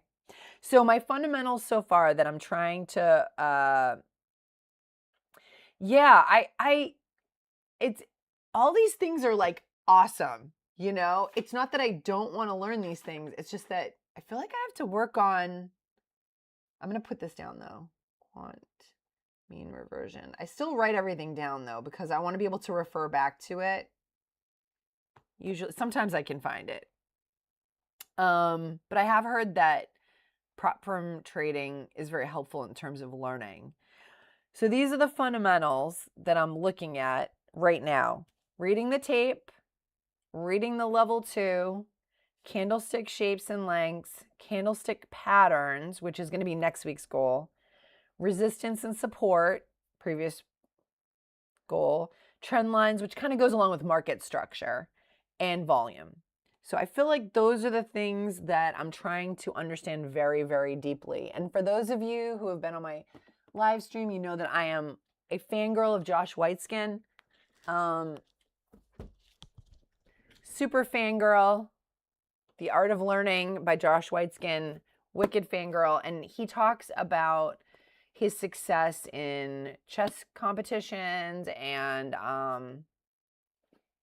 he was a world champion in push hands, and he's a black belt under the legend Marcelo Garcia, is to look at less but deeply. And I am a fangirl of this guy. And that is pretty much my strategy when I'm learning something. I try to distill down to the essential and just like dial in on that, See, classic evening star, 3 candlesticks. Okay, see, Stargazer, you really understand the patterns. Long green candle, this one, right? Short bodied candle right here. And a long red candle. This is the evening star. Got it. Right, evening star at the top, morning star at the bottom, right? Okay. So this signaled the reversal. Awesome. Thank you. Yeah, definitely next week I'm dialing in on patterns. I know there's a million of them, but I'm going to try to focus on the ones that will assist me in my best setups, which are breaks over levels of resistance. So I know I'm not doing very much trading today, but you really can't force it, right? Here's some patterns that I'm looking at possibly studying next week. Bullish engulfing, inside bar breakout, not really sure of that. 3 white soldiers, we went over that this week, right? And the 3 black crows. I love the names.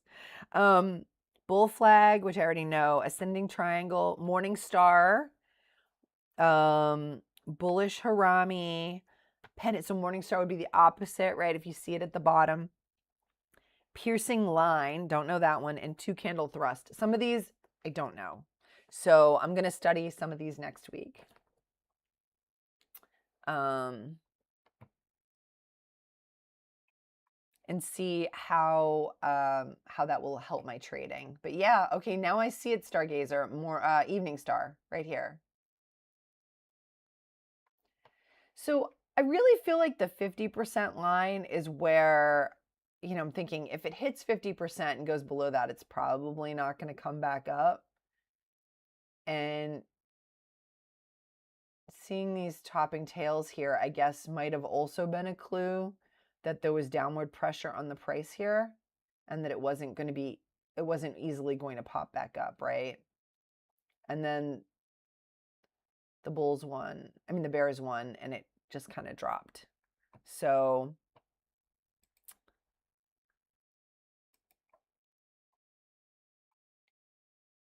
okay, I'm just curious what DSY is doing. Did it ever do anything else? It's at 6.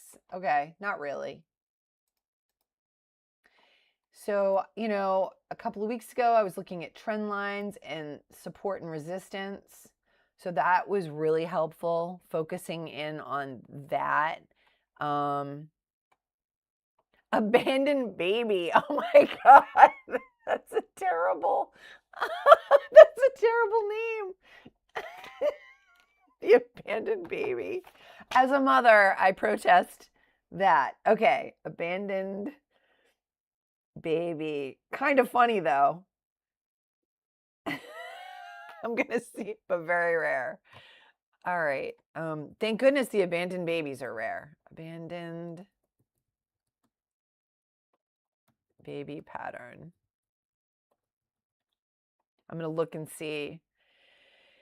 It says the abandoned baby is a rare but powerful 3-bar reversal candlestick pattern. Okay. So hold on, let me all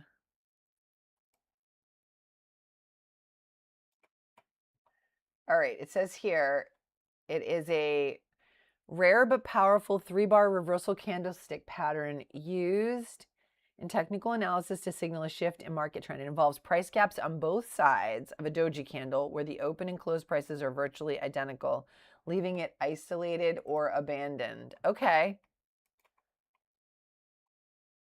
So at the bottom of a downward trend, you would see a large bearish candle, a doji, and then a large bullish candle, and the bearish abandoned baby. Okay. Is the opposite. The abandoned baby. That's so funny. All right. Okay, cool. This is good because I think this will help me organize my mental, it'll help me organize market structure mentally, price action mentally. I like having a framework. I don't know why I resisted diving deep into this for so long, but I know I've said it on the live stream a couple of times, like, oh yeah, I know I have to study candlestick shapes. I know I have to study candlestick patterns. I know that will help my trading. So I'm finally getting to it.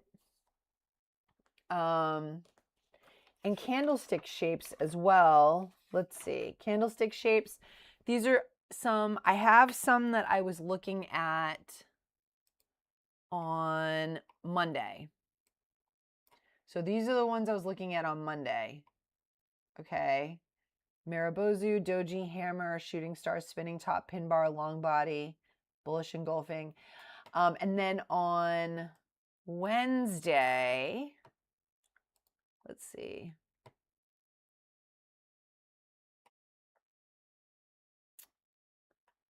Where's my Wednesday article? On Wednesday, I was like, oh, I need to, for Wednesday, I was really dialing in on the hammer, the hanging man, the inverted hammer, and the shooting star. Okay, so those are the ones I was kind of dialing in on Wednesday. But I also want to really, the doji is pretty obvious, right? The Maribozu is pretty obvious. Spinning top is pretty obvious. But I think where I need to also kind of look at is like the length of the candle wicks and the ratio of the candle wick size to the body size. Apparently that can really help you. Got to get better at that then. It's like an evening star, but that middle second candle is totally isolated with no overlap from the first and third candles. Got it. Okay. Right here, where here there's overlap. And you're saying there would be no overlap. Got it. Okay. I do think this will help with my pattern recognition, which I think is obviously key to reading candlestick charts and even to reading the tape. You know, pattern recognition, being able to see like what percentage of the tape, like right now, look, green, green, green, okay? Watching the tape for a week straight was very helpful. Just really dialing in on, like right now, I'm just seeing all green, okay? Extremely helpful. I'm still working on Richard Wyckoff's Studies in Tape Reading. I haven't had a lot of time to read. I thought I would have time to read on my trip to Vegas, but on the plane, but I really didn't. I watched some movies. I watched movies instead. I was feeling very vacation-y.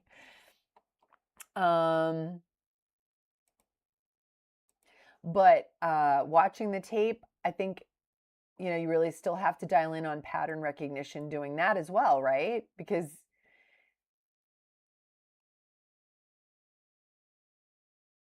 yeah. So yeah, I do think that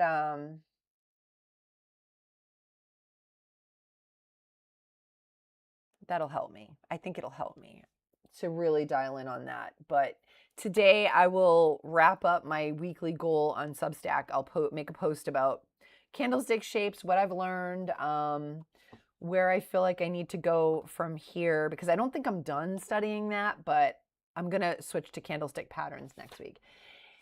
And having a weekly goal, guys, has been absolutely key for me. Really. I mean, it's just really helped me dial in on what I'm learning. I know everyone has a different way of processing information, but for me, it really helps to have a weekly goal. And then I even often have a daily goal, you know, a daily learning goal. So today, my daily learning goal was to not chase anything. If I see something, I will take it, but not to chase. And that was my goal today.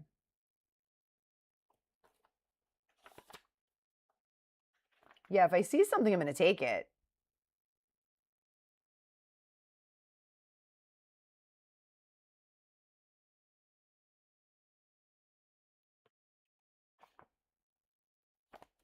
There is so much to learn, huh? I like that. I like hard things. So I'm excited that, you know, I like learning hard things. All right. Not much popping up. We went over SpaceX. Now we're all just waiting for the IPO, right? I haven't taken a trade.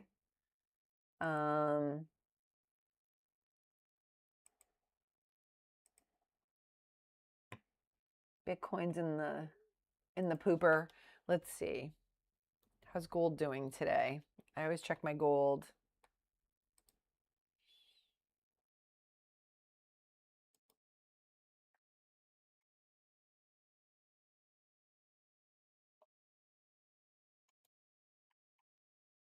$42.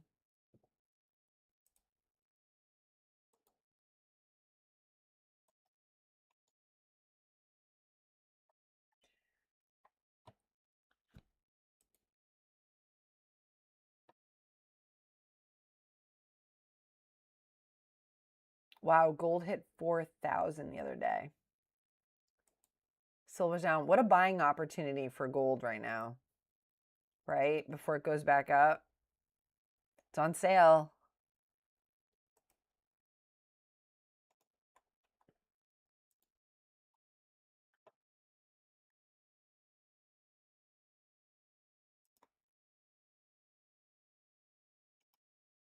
Get your gold and silver while you can.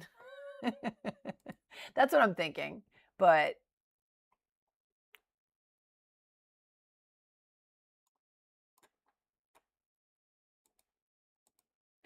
Bitcoin's down.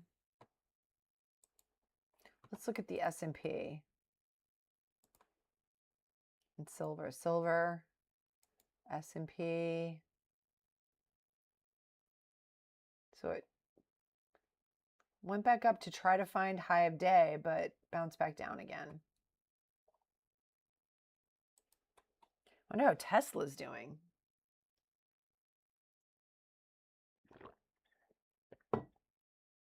Popped up at 8 a.m. Interesting. Yeah, it's like crickets, right? Crickets and tumbleweeds. Not a lot going on, guys.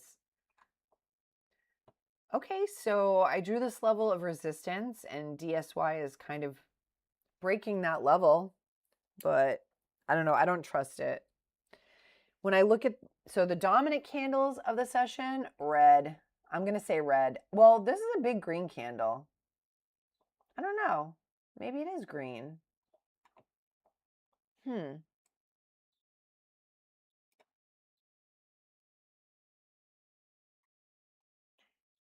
AKAN popped up.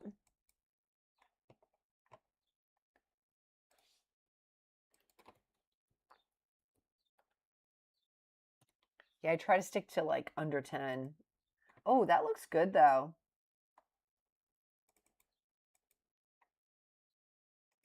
Okay, tweezer top right.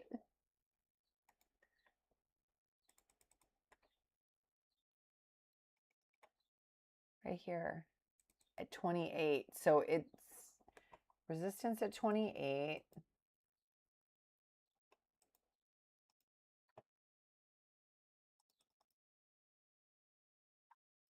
I can be convinced to do this if it hits the right price, but for 10 shares.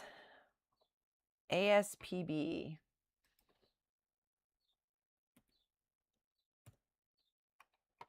I think my scanner needs to be refreshed. It's just kind of...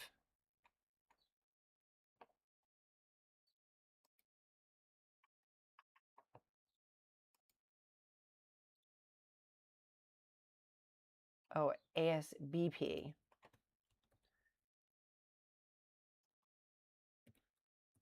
we go. It's at 8 now. Ooh, interesting.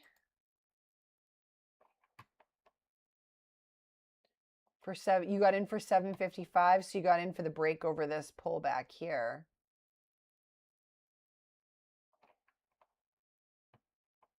Hey, flip-flop. Good, yeah. Well, I haven't taken any trades. So I guess that's good. I haven't taken any red trades.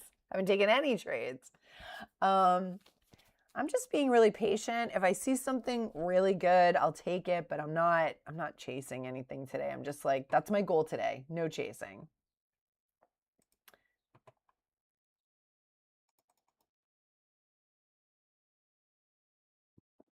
So I've learned that this is a tweezer top.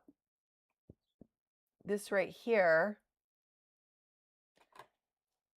looks like a, still struggling.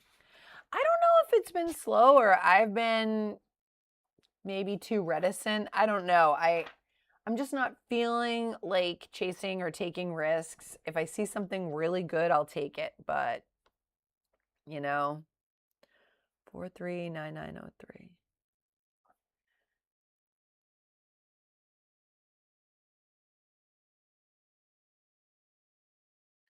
Yeah, I'm just being kind of, maybe because of the SpaceX, I feel like not a lot is popping up. But I don't know. Like, this is like a lot of topping tails to me. Huh. But Stargazer, if you got in, you probably caught a good green trade on that. But I see a lot of topping tails. Now I can't unsee them. I've done that before. I'm like, why isn't it working? I've done that before.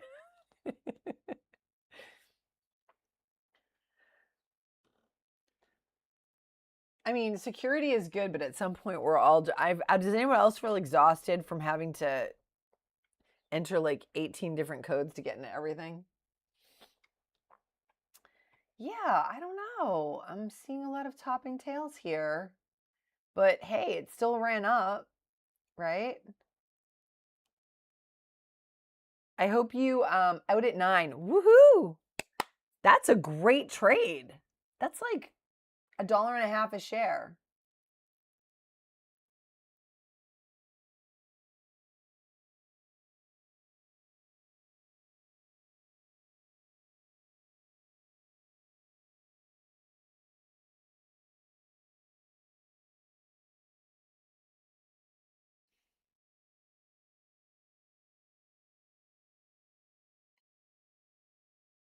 Look at that. So it did break this high.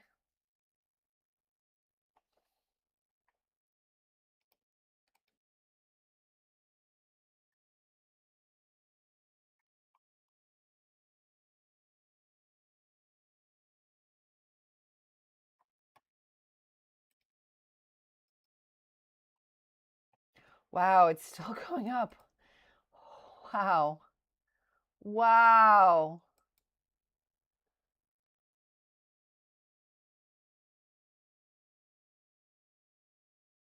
Got it. Got it.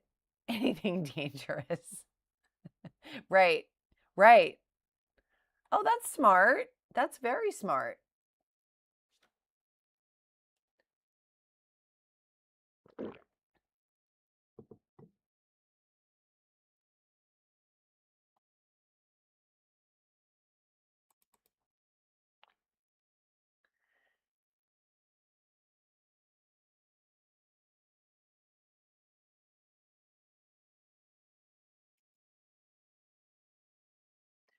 So pull back. Popped up. It looks like maybe another pullback forming. I don't know. Things don't seem super clear to me today. I hate to be boring, guys, but things don't seem super clear to me today. Looks like it's trying to break through, but wow.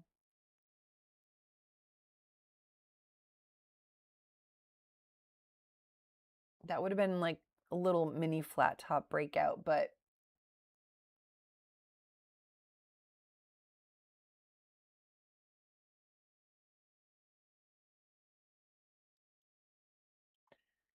yeah, I don't know.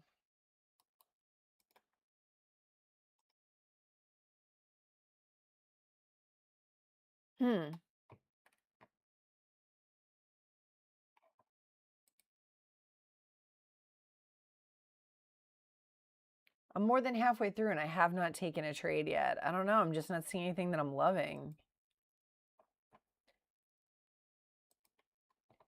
RKLZ kind of dropping all the way back.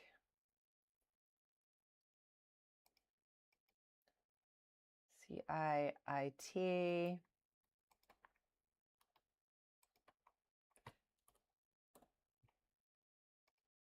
DSY down to 6.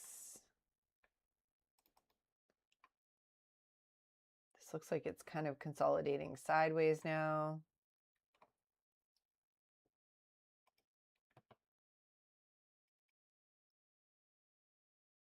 Yeah, I don't know. I'm being very kind of not feeling like taking risks. ASPB had a 7 for 30 split last month. Wow.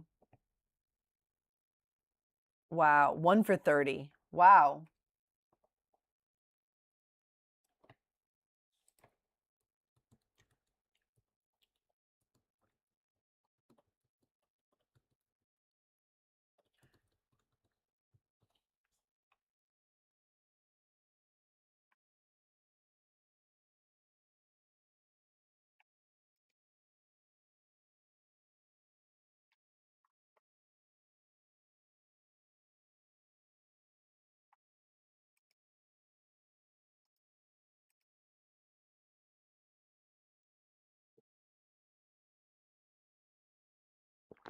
Well, guys, I appear to be out of tea.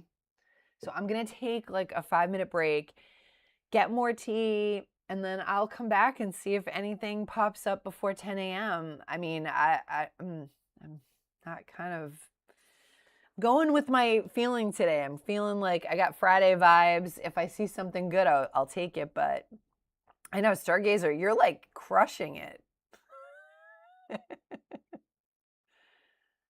You're a little drizzle in the dark. You and me both. All right, guys, I'll be right back. I'll be back in like 5 minutes.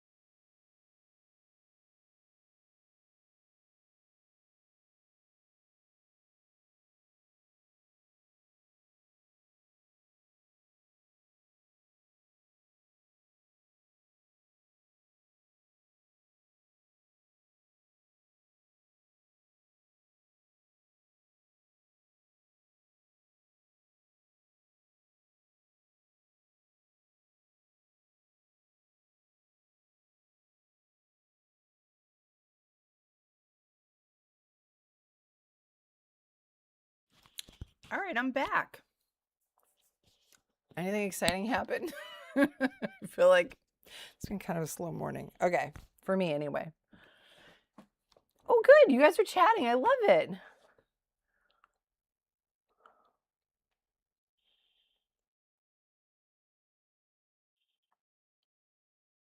Yes, Ash Pro, 100%.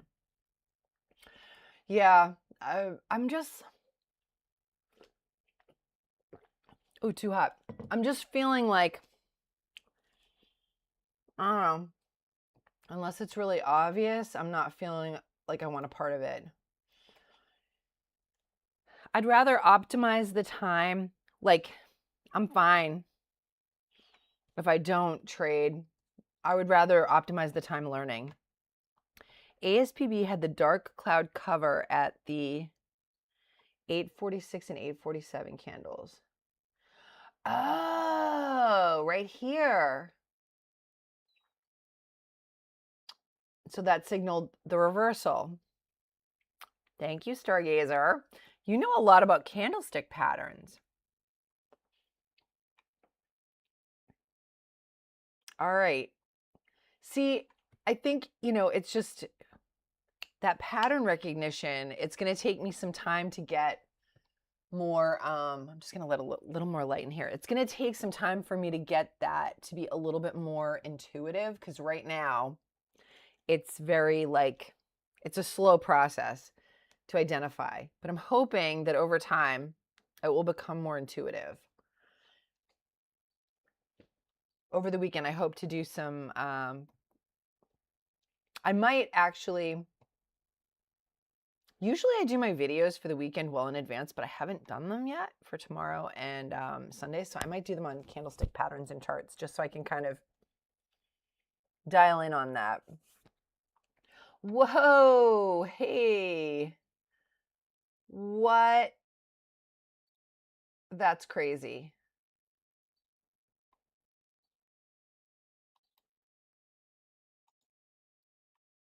That's crazy.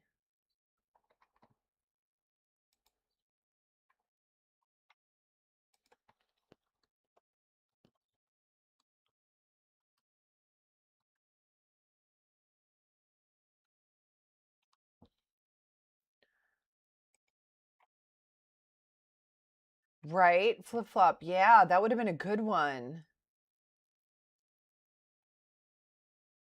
Do you have to get the locates within a certain, like how long does it take, if you say, I want to get locates for this, how long does it take you to, from the minute you decide I'm going to do it to the point where you get them? Or does the time vary because of like how many requests they have?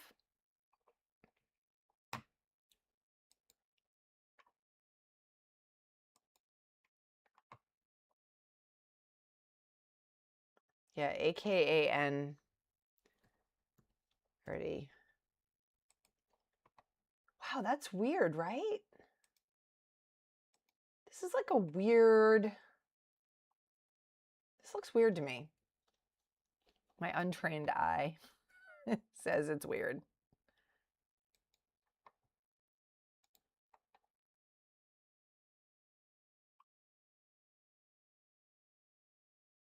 Oh, okay. It's really fast. Oh, so do you short too, Stargazer? 30 seconds, that's pretty fast.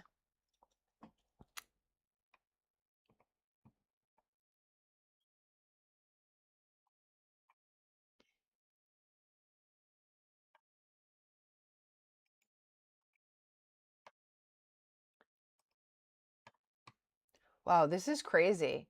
So thinking about what's the dominant candle of the session, it's still this big green candle, but there are a lot of long red candles.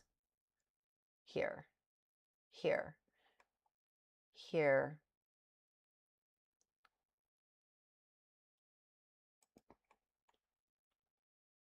So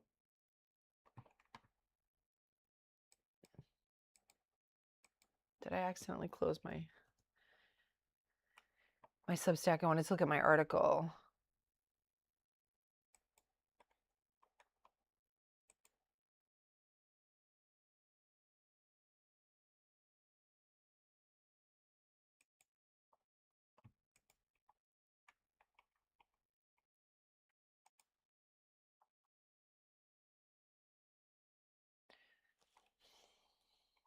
So these are the 3 questions I wanted to ask about charts this week. What is the dominant candle of this session? And this one, it's definitely, there's one big green one, but there are more red ones than green ones, right? And then what is the current candle's body to wick ratio telling me? Oh, well, there's no wick, so it's means that it opened here and it's closing lower, but now there's a wick. Interesting. Okay.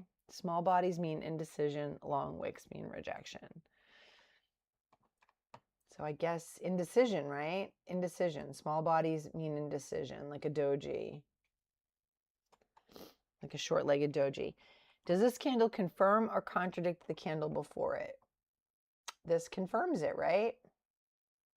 This says upward momentum. This is a hammer?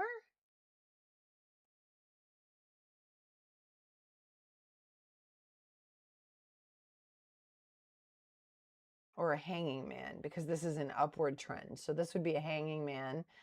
This is a doji. Just trying to dial in on that.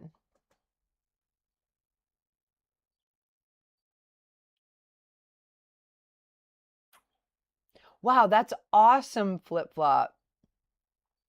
Stargazer, you prefer shorting, but with put options during cash session, don't like paying for locates. Got it. Okay.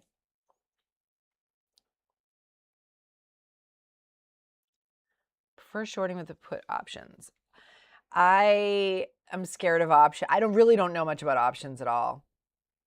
My boyfriend does those. He trades options. Yeah, we have kind of different strategies. Not totally. We have overlapping. He does more things than I do. He does what I do, but he does other stuff too, like options and whatever. So we don't completely have the same thing going on. Remember I had a losing trade. Yeah, that losing trade was brutal. Well, 7 winning trades since then. That's amazing. That's amazing.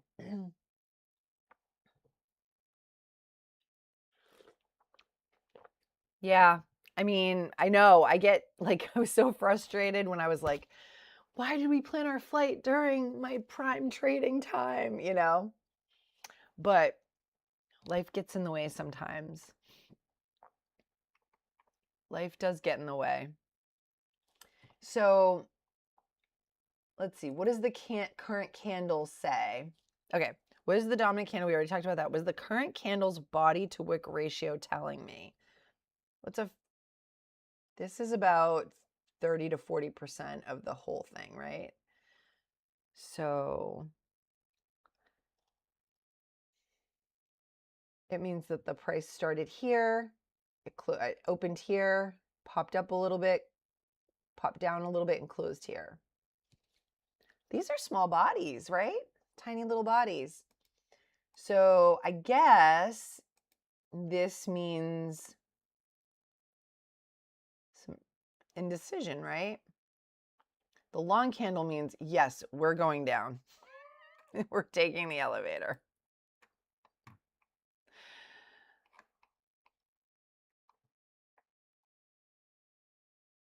Wow.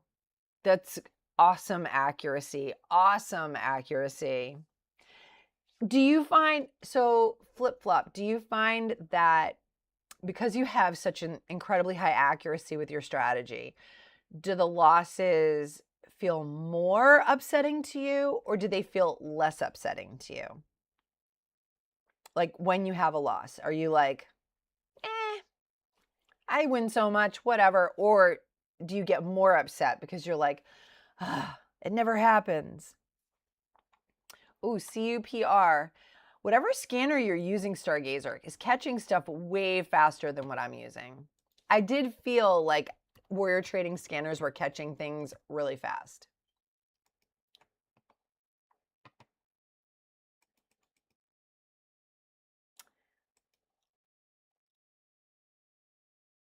So you're saying right about here. Well, okay, using my newfound powers of candlestick shape analysis. I'm not an expert, but using my powers of analysis, this does look like it's trending sideways to me. A lot of long legs here. This is like what, a long-legged doji. A lot of long legs. Small body, bigger body, small body. But it's tapped this upper level.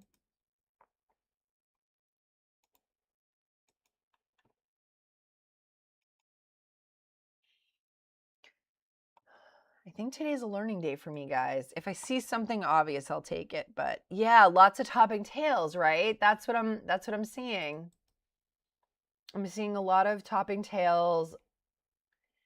So if a small body and long wicks means, small bodies mean indecision, right? And long wicks mean rejection. That means it popped up, but it rejected. It popped down, but it rejected. And there's indecision about the price.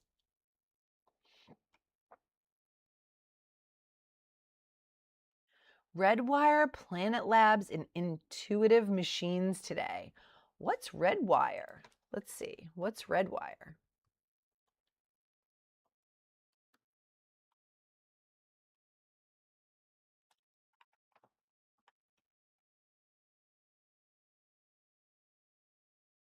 RDW? I think I've traded that before. I feel like I've seen that before.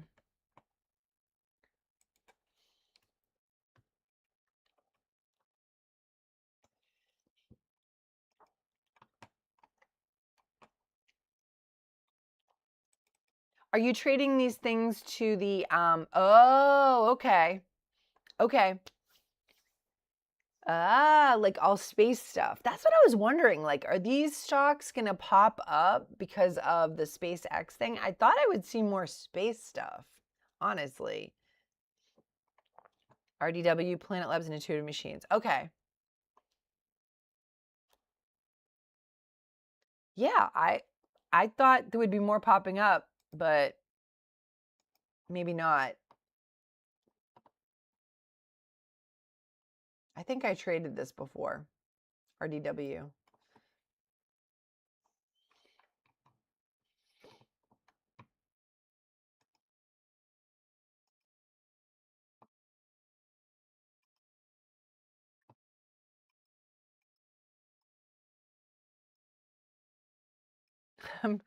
I know it's not that exciting to watch me today. I'm not trading, but I mean, so I have had no trade days before, and I'm okay with it. But if I see something really obvious, I will take it. I'm just trying to be a little bit more intentional as opposed to just jumping in and really focus on what I'm trying to learn. So DSY did break this trend line, tried to pop up, but nope. Let me get rid of it.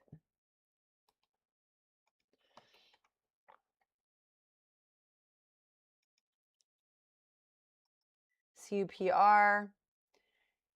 Yeah, I mean, it might be breaking out, but I don't know. All these topping tails make me think it's going to pop up and just reject again.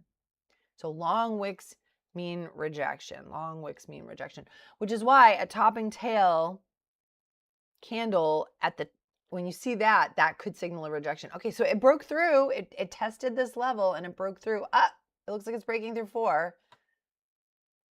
I see on the tape it's like right at 402, 404, 405, 407, 409, 414, 410, 404, 412. Okay, so it's holding above 4. It is holding above 4. Popped below 4. Now it's hovering right under. This is where I find it really helpful to watch the tape. Green at 393.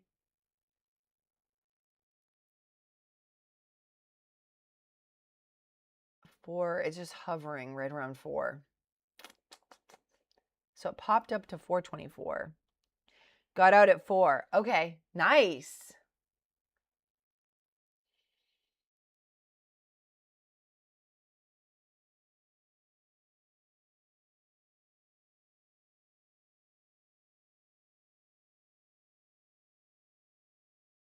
So, okay, I know I'm learning, guys, so bear with me, but we talked about these topping tails. So this was the one that broke out over this level. If I were going to trade it, I would have traded this breakout.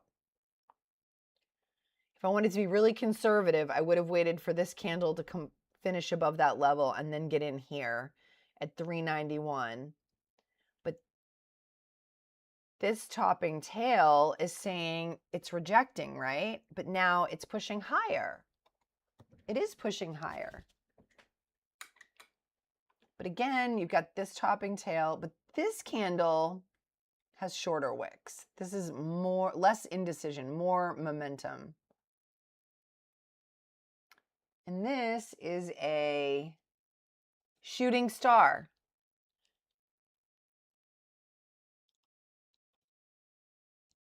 Oh, okay. It's expensive. Is it expensive because a lot of people want them? Good trade, stargazer, really. Because look, it's starting to pull back again. So we've got a topping tail here, a topping tail here. So this is a shooting star, which indicates bearish reversal. I'm not good at memorizing, so I'm going to have to I have to repeat things until I internalize them, honestly. Oh, that's a good question, Ash Pro. So you had said, Stargazer, you wanted to get in at 333.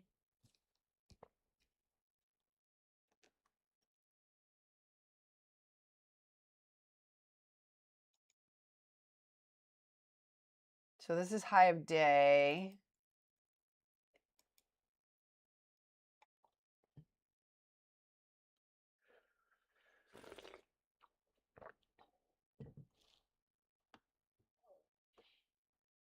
Got it. 900 share float. Oh, well, that makes sense, right? That's interesting. So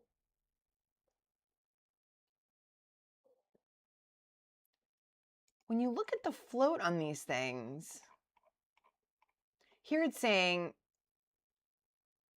oh, 900,000. So see, this is why it's so hard to trust what they're saying. So here it's saying on Thinkorswim that they have a 316,103 share float and that the total shares outstanding are 2.6 million.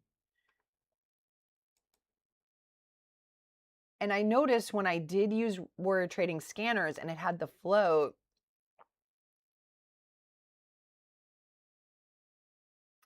that I would hear other people talk about float and I'd be like, is that the same number? I think that's different.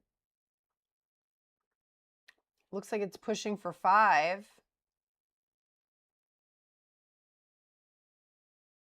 489 green on, I saw a big run of green on the tape. 470 red. Buying at 480. Wow, the tape's moving quickly too. Does anyone here use tick charts? I've never used a tick chart. I forgot to put that down. I wanted to take a look at it and just see what it looked like. I wouldn't trade off a tick chart, but I was just kind of curious what it looked like.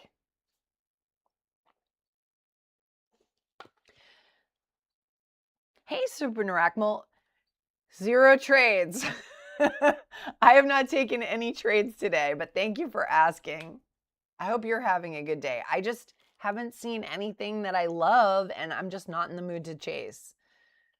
I feel like I got burned too many times this week. I'm just kind of like watching, analyzing, looking at what's available. If I see something good, I will take it, but I'm not pushing it today. So your stop loss was 323, so you had a 10-cent stop. They had a 1 to 8 reverse split 2 weeks ago. So yeah, the floats will be a mess everywhere. Okay. So it takes them time to kind of adjust everything and get it accurate. You have the 333 to, okay. 3 green trades today. Woohoo. And you have a job interview. So you're knocking it out of the park today, Super Naracmal. That's great. Congrats. I hope the job interview goes well. And 3 green trades. That's awesome. Okay, so yeah, so I know some people use tick charts. I haven't used them yet. I'm going to check them out later.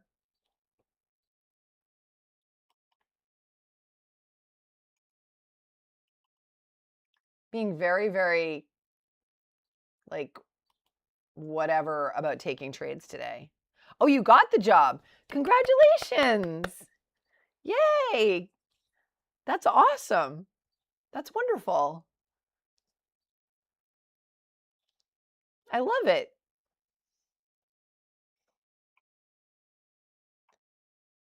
I hope it's something that you'll enjoy or that you'll make a lot of money at.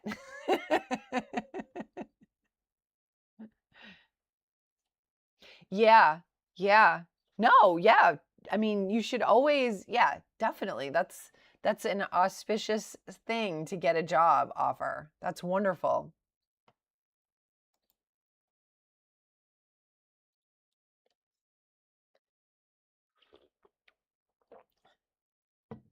Okay. Look at that. So this right here is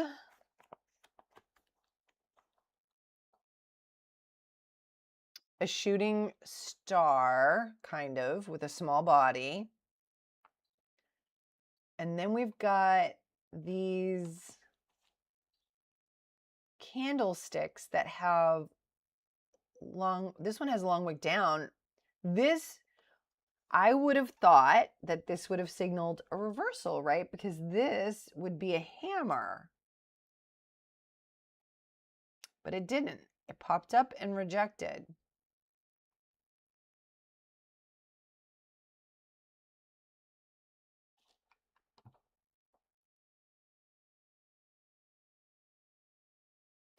Oh, wow. That is good to know, Flip Flop. Thank you.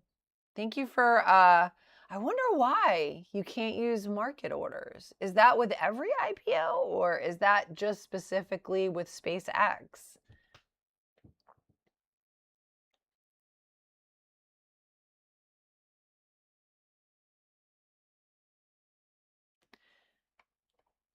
That's good to know.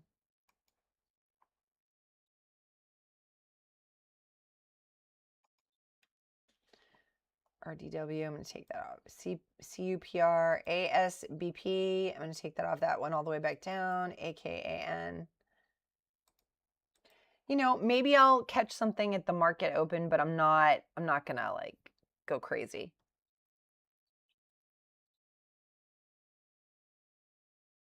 Yeah, that's pretty awesome. Yeah. Listen, you can learn anything on the job. Like, just, yeah. You can learn anything on the job. Just if it's more money and it's something you want to do, bonus, take it. You can always learn. My dad always told me that. He would always say, like, when people would ask him at work, and he somehow, he actually, my dad didn't graduate high school and he went into the military and he ended up being a vice president of a major bank in the 90s. And he had people working for him that had master's degrees. And he said, but he was very smart. And he always said that, you know, whenever anyone ever asked him throughout his banking career, you know, oh, Bob, can you do this? He'd be like, yeah, of course I can do it.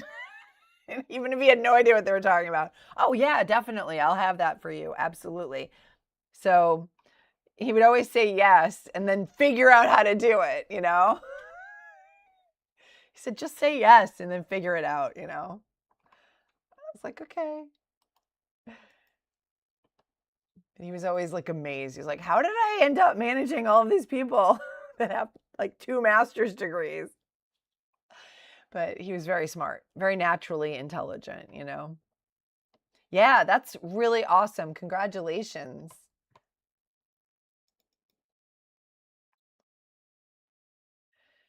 All right, so CUPR, this rejection, this is where I would get caught with the bull flag pullbacks. So it would pull back, right? This is exactly where I would have got caught previously trading bull flag pullbacks. I would see this reversal. It would pull back. I would see this bottoming tail. The second it broke out over this level, I would try to get in and then it would reject. And I wouldn't know why. And my accuracy was bad. Fake it till you make it. Absolutely. I worked in the federal government for 17 years, the United States federal government. Near the end of my career, the last 5 years, they reorganized, and there were a lot of things that changed. I really didn't know what was going on, and they'd be like, can you do this? Like, sure, I can do that. And it's like, Google, figure it out. Sure, I'll do that, whatever that is. But, government contracting is a very specialized skill with its own language pretty much. So it had an extremely high learning curve and it was very detail oriented. But yeah, they would be like, well, do you know how to do blah, blah, blah? Like, sure, I'll figure it out. I'll check the federal regulations. I'll do some research. I'm sure I'll figure it out. Fake it till you make it. Stab in the arm. Well, a no trade day is better than a red day, right? So, I don't know why I'm so whatever about it. I really need to get my act together with trading, but I'm feeling very whatever today. And I think I tend to stress too much, so but yeah.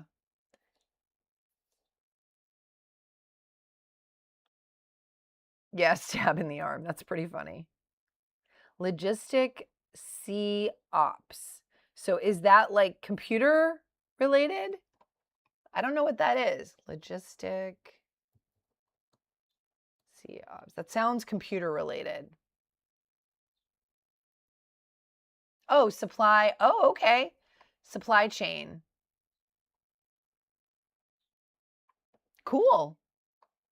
That sounds very cool.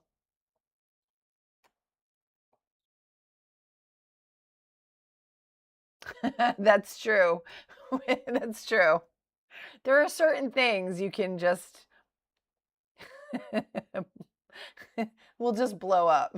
That's always bad. Okay. Customer service operations. Oh, okay, cool. I mean, hey, listen, I think, in this day and age, having a good job is awesome. I'm glad I left my position. I'm hoping that day trading does turn out to be my next thing. But who knows? Who knows what the next step will be?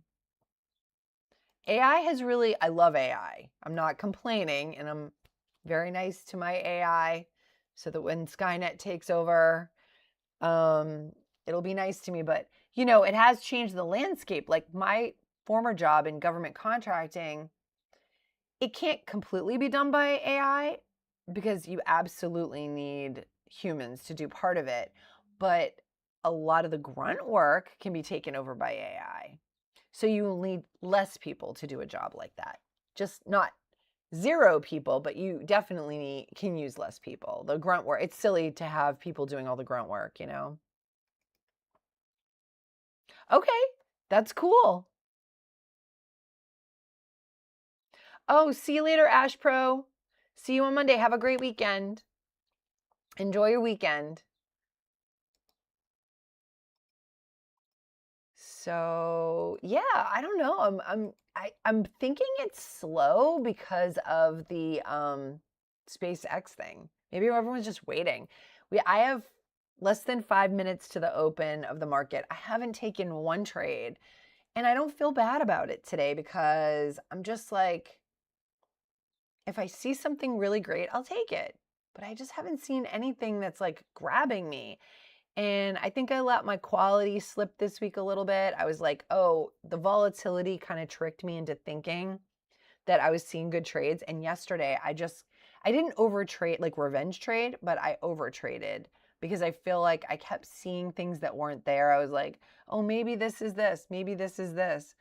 And the volatility kept tricking me into thinking there was more there than there was. So yeah, only a few minutes left, guys.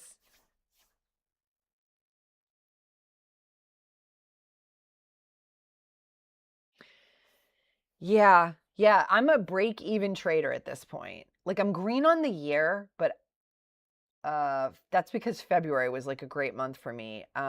March, April, and May were red. And I'm still green on the year, but I'm a break-even trader at this point, which is better than last year. Last year I was in the red. This year I'm kind of in the green. I'm in the green, but like I'm not really like consistently profitable. So 0 trades for you, Oligos. Okay, so I'm not the only one. Yeah, I'm just kind of hanging in there. Don't want to over trade like I did. I feel like I over traded, not revenge traded, but I would just like, I was trying to make something out of nothing, you know? I'm like, I wasn't being patient. So today I'm just going to like,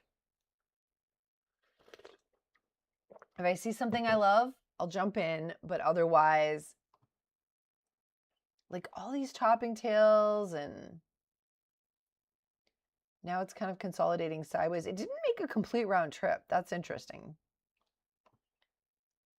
But the market's almost open and I'm going to change my watch list over. And I'm going to kind of get ready for that. Close out the windows I don't need. I have too many windows open.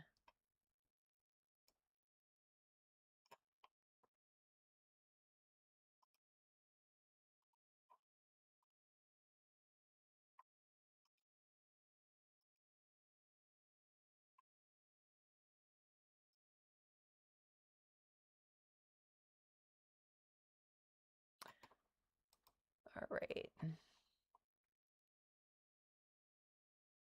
Oh, is GMM still doing something? It popped up earlier. Okay.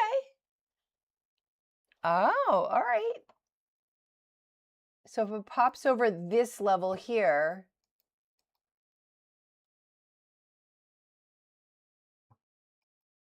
so, you know, Stargazer, I took a trade yesterday and I don't remember which one it was, but it was kind of a similar thing where it had made a high of day. It came back down. There was sort of an obvious level of support resistance like this. I wish I could remember what trade it was. And I got in for the break over that level thinking, okay, it's not a high of day, but it's a break over a pretty clear level of resistance. And it just kind of didn't go anywhere and it rejected. So I'm looking at this, and this is similar to what I saw yesterday. I'm seeing some support here. I'm seeing resistance here. Is that why you're thinking a break over that level? Because that would make sense to me. Oh, market's open. Good luck, everyone.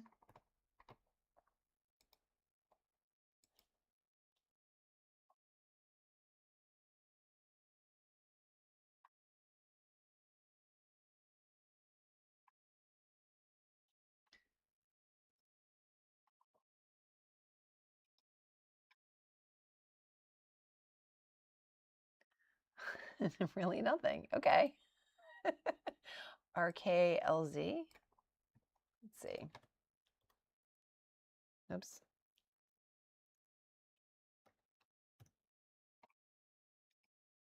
Okay. RKLZ popping up. Low share size, volume, hard to borrow.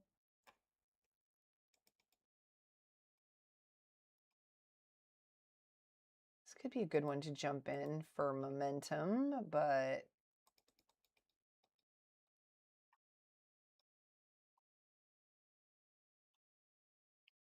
this looks like a potential momentum trade where a retrace trade. Okay. 250. Yeah, that's what I'm thinking. Okay, so it looks like it's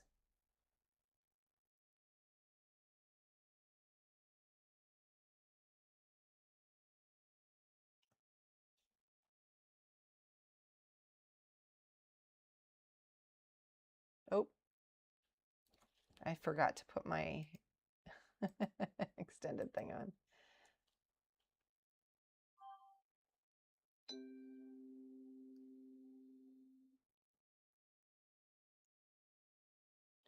$263, $264, $265. All right, I just kind of got a quick little trade there because I saw it dip and I didn't like that. Playing it real tight today. I didn't like the dip. So RKLZ, I jumped in for a momentum trade. I'm going to call that a momentum trade. And I did see the dip. I didn't like it. Got out. One day you'll trade like Ross. Yeah, hey, listen, there are people, like I still watch his recaps pretty much every day. I'm taking his classes. I bought them last year. I think they're very good. He really knows what he's doing for his strategy. I mean, so, maybe everything he does doesn't work for me. I have to pick the things that work for me, but I mean, his course is really comprehensive. Like, seriously. I like his teaching style too. Wow, it dipped and it kept going up.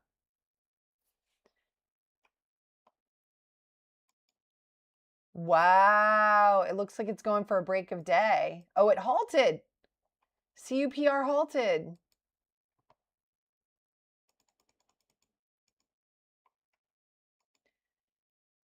So I don't know. Do I want to try to get another momentum trade? I don't know.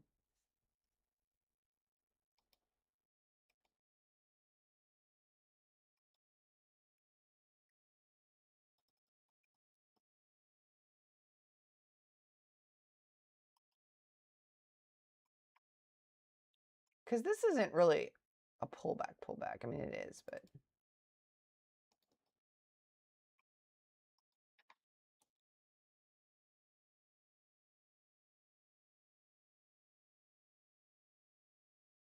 CUPR is at 478 halted, right?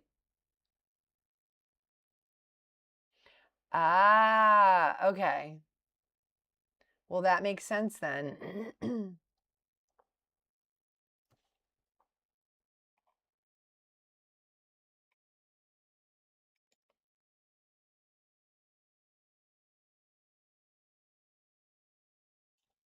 Smaller candle, lots of volume, but it's kind of, so smaller body is indecision, right? A smaller body is indecision. This candle's almost over. Indecision and not a lot of rejection in either direction. Okay.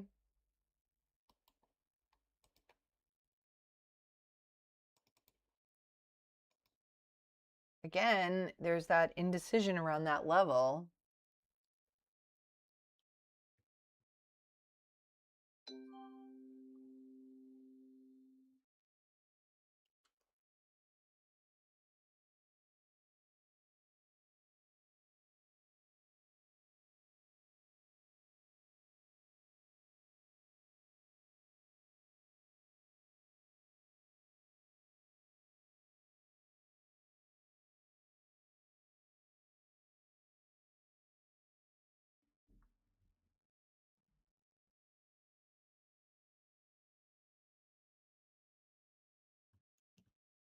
I was hoping for a break, but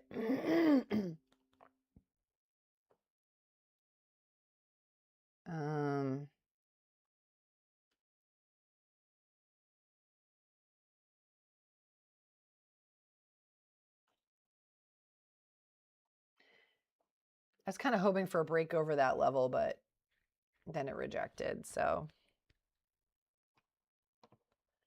VSME.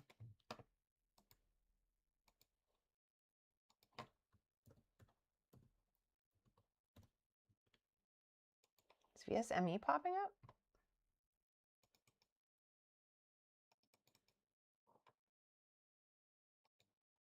I can't believe CUPR halted. All right, Super Naracmal, congratulations on your job and have a great weekend.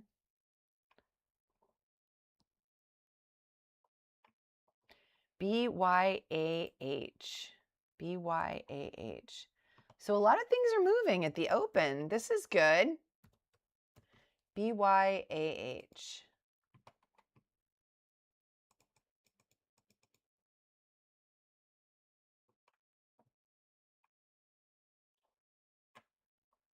ASTN. Yeah, a lot of things are moving, huh?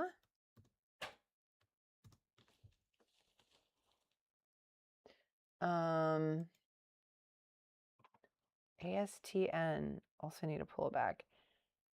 At 9:50, the book for SpaceX will open. But it doesn't start trading till noon, right? So when you say the book will be open, you mean that like here on the, oh look, now there's more stuff. It looks like some orders are getting placed on SpaceX.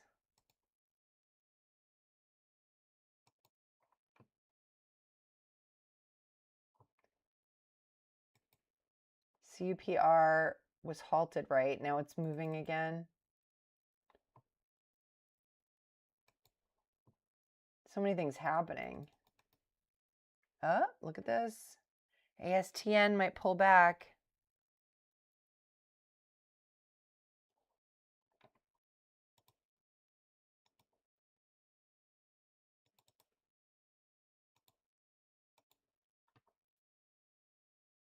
Okay.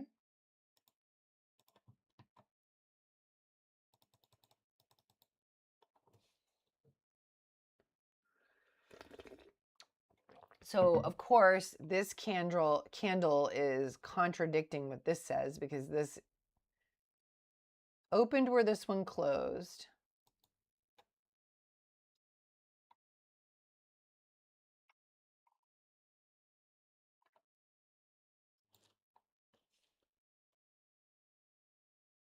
It's going to be interesting for sure. Like, okay, so let me take a look here. I got a lot of things going on here. Why am I buffering? Okay. I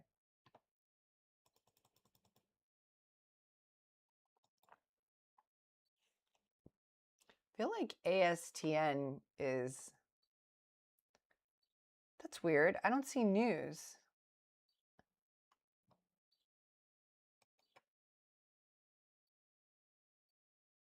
Ooh, this could be a flat top breakout forming. I like those.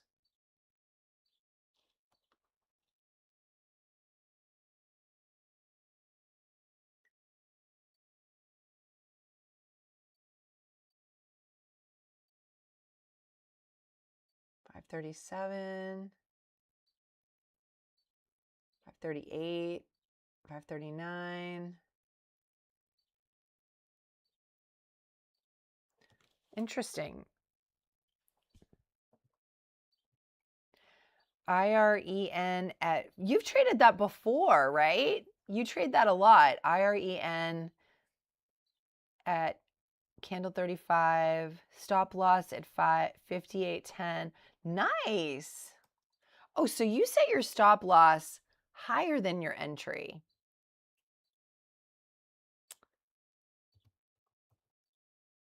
Clever, clever, clever.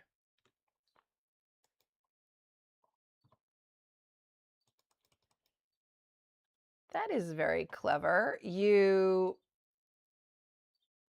got in at candle 35. So this one. You set your stop loss for 11 cents over your entry, and you have a target.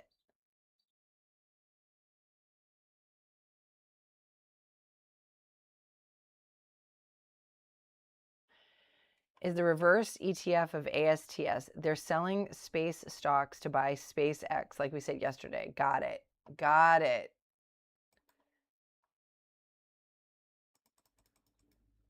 I think this is going to break out. I love these flat top breakouts.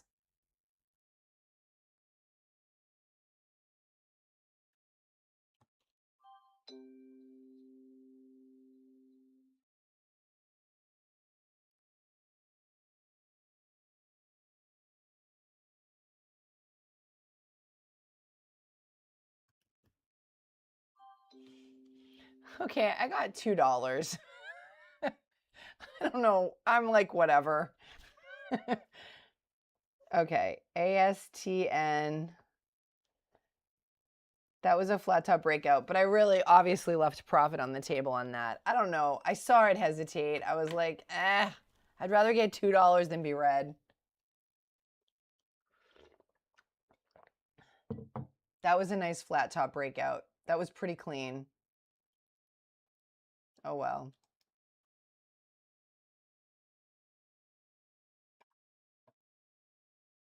Okay. Okay.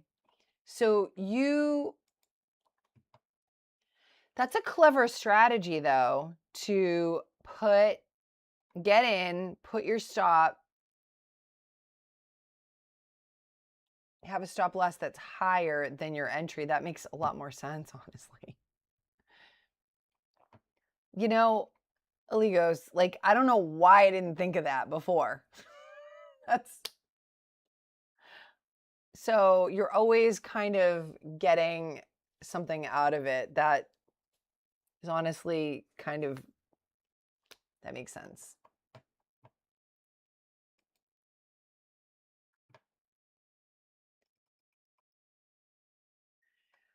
Yeah, someone said that to me the other day. It might have been my boyfriend. He was like, yeah, I set my stop loss. Maybe I'm making this up. I thought he sets a stop loss at break even. And I was like, yeah, why am I setting my stop at like, I know I want to give it room to go, but like Ross Cameron always says, it's either going or it's not.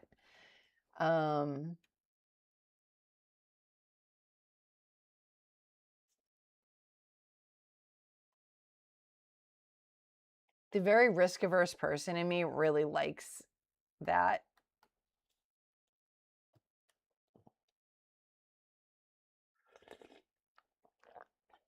All right, so I got $2 out of this one. I've got 3 tiny little green trades, but you know what? I've got 3 tiny little green trades, and I'm still doing probably 100 times better than I did yesterday. So whatever, maybe this whatever attitude is better than pushing myself, you know? Let's see, CUPR. I don't know who's calling me now.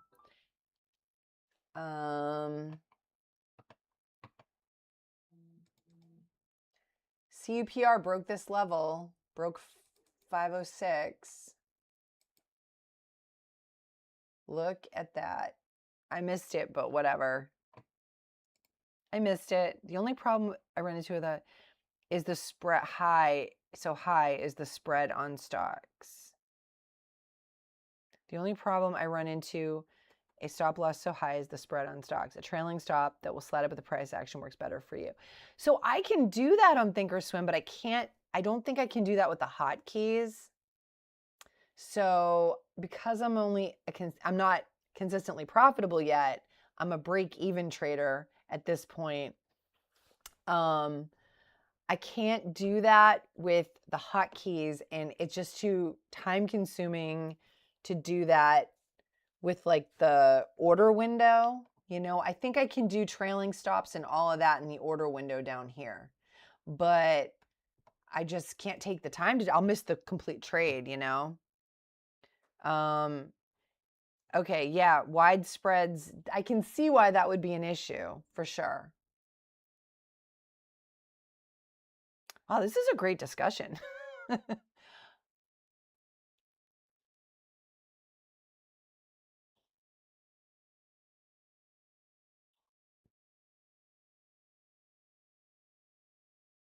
You can, that's true. I think there's a way to do that, to set up a template, but I don't think I can link it to a hotkey. I will check that out, but I don't think I can set it to a hotkey on Thinkorswim.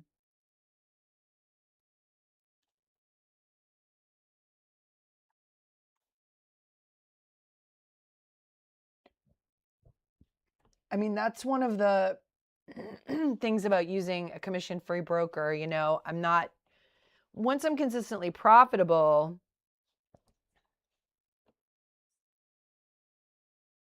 okay, as your buy and sell buttons, you can select a template that said, oh, okay, I will check that out. So if I wanted to use the buttons, I could set it up as a button and click the button. Thank you, Gus.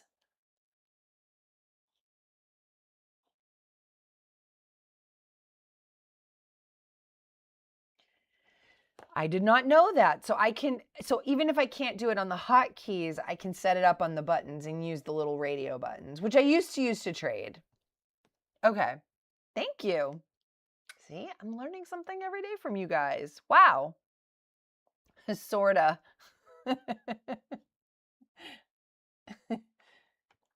That's great. All right, so let's take a look at the list here. I'm glad I got out of ASTN when I did, because it kind of rejected. This was the flat top breakout that I traded, and I got out too soon, but I did get out way too soon. I could have had way more than that, but in any case, BYAH, I'm going to take that off the list. GMM. I apologize for my lackadaisical attitude today. RKLZ. This could be just a pullback. Let's see.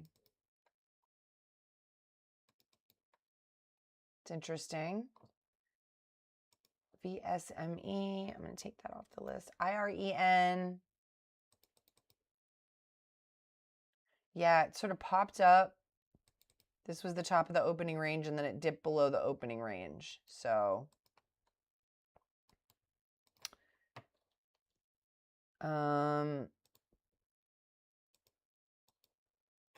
RKLZ. Let's see if this pops back up.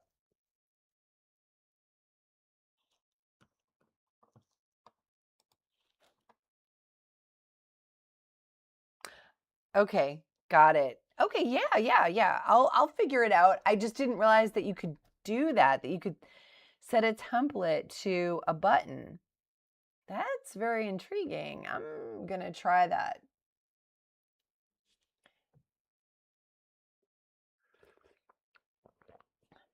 Because for a while I used first I used the buttons, then I used hotkeys, then I went back to the buttons. Now I'm back to hotkeys. The hotkeys are faster, I think, but I like the buttons too.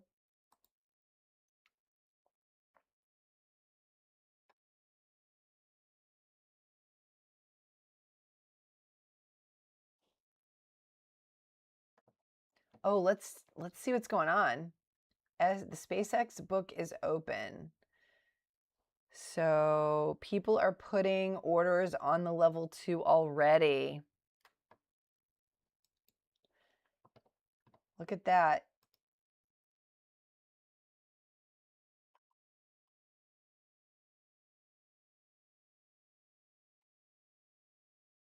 Interesting. Oh, I just saw an order for 3,000. Wow. It's flying up.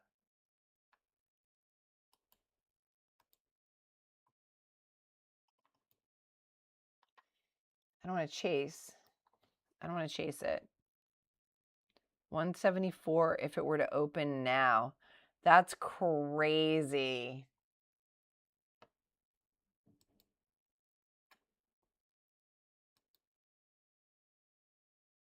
Look at this, 422 shares to sell at 135. So where do you see the 174 flip-flop? I wonder if that's something you can see on like, because I don't see that anywhere here. This is just the, you know, the share price that it's supposed to be issued at. Add over, oh, on CUPR?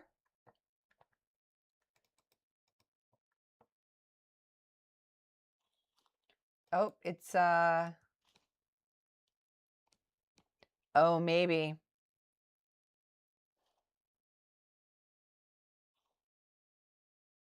Oh, wow. Okay. Yep. Nope. This is what mine looks like right now for SpaceX.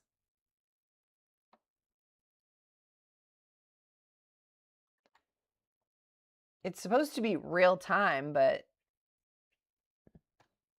now there's news. The news just started popping up, so they're taking their sweet time.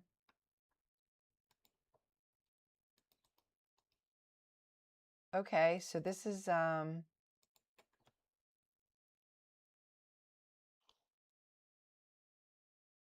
okay, you see yours 174 on Weeble level 2. Well, Thinkorswim is clearly behind the 8-ball.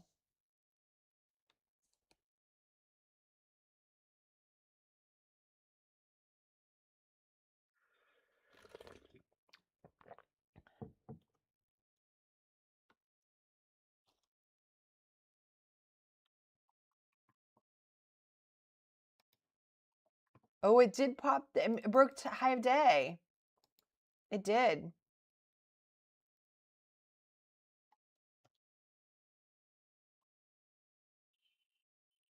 But I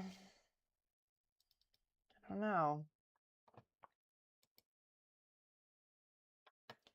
This is the shooting star, right? Nope. This could be a shooting star, but now it's changing.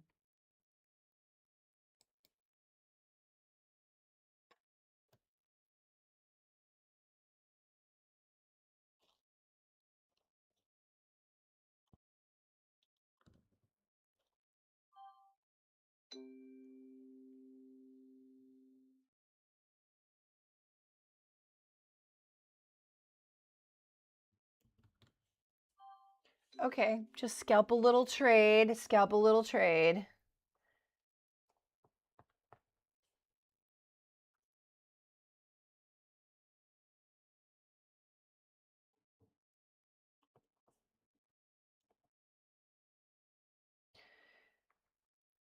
You know what?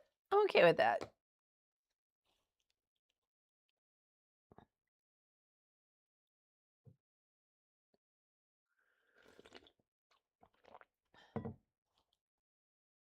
Thanks. Yeah, I think it's just, you know, not chasing. I'm trying not to chase today. That is literally on my it's in my notes.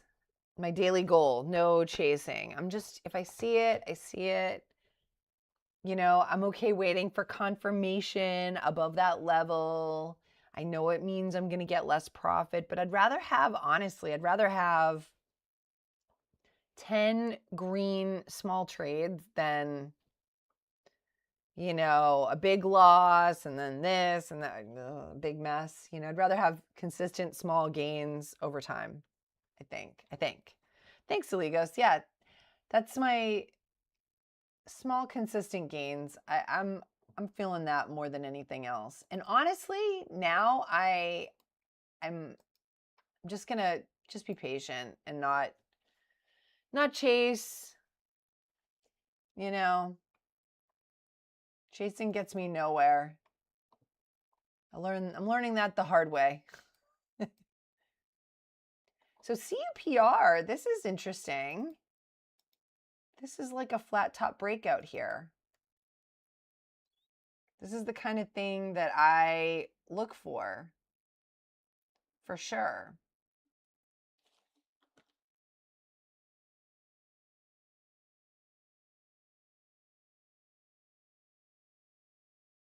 I don't know. I didn't see the volume.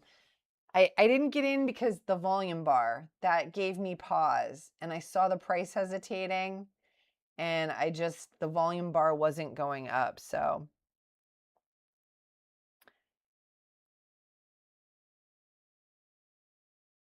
Yep. This one, right. Cancel all right here. Thank you.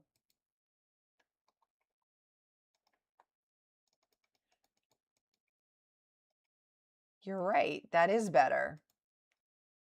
Cancel all. Thank you for noticing that. I must have, because I think at one point I took all the buttons off and then I put them back on, but I wasn't really using them.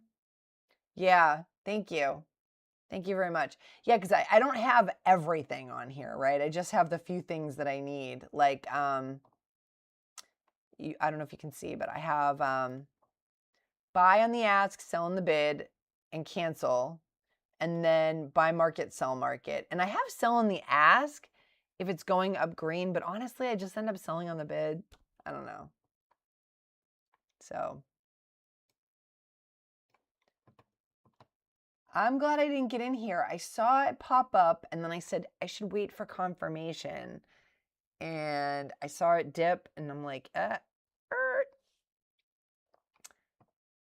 Plus I'm like almost to 10 o'clock. I'm going to end the live stream at 10 o'clock because I want to get my recap done and have my snacks and get a bunch of stuff done before the SpaceX IPO.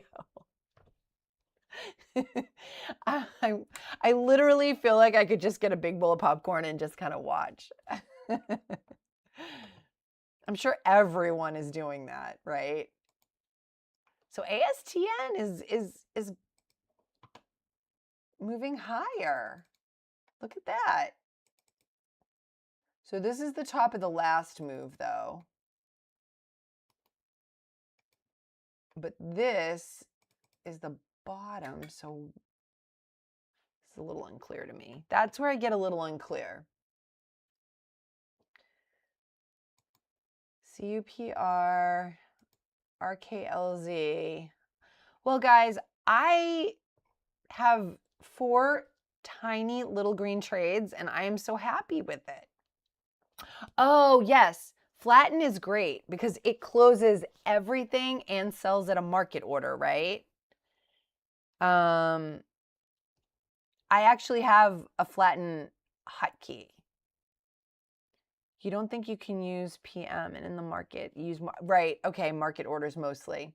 Yeah, because flatten's great. It closes everything and sells at market price.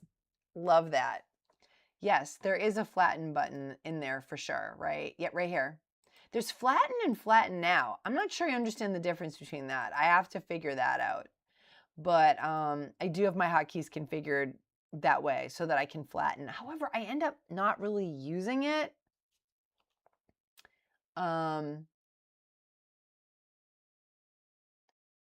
Anyway, guys, this has been an awesome, awesome chat. Thank you so much, guys. Awesome chat. And super excited about the SpaceX IPO. And yeah, have a great weekend, everybody. I will be back Monday morning. And I'll be doing a lot of studying over the weekend and like trade smart.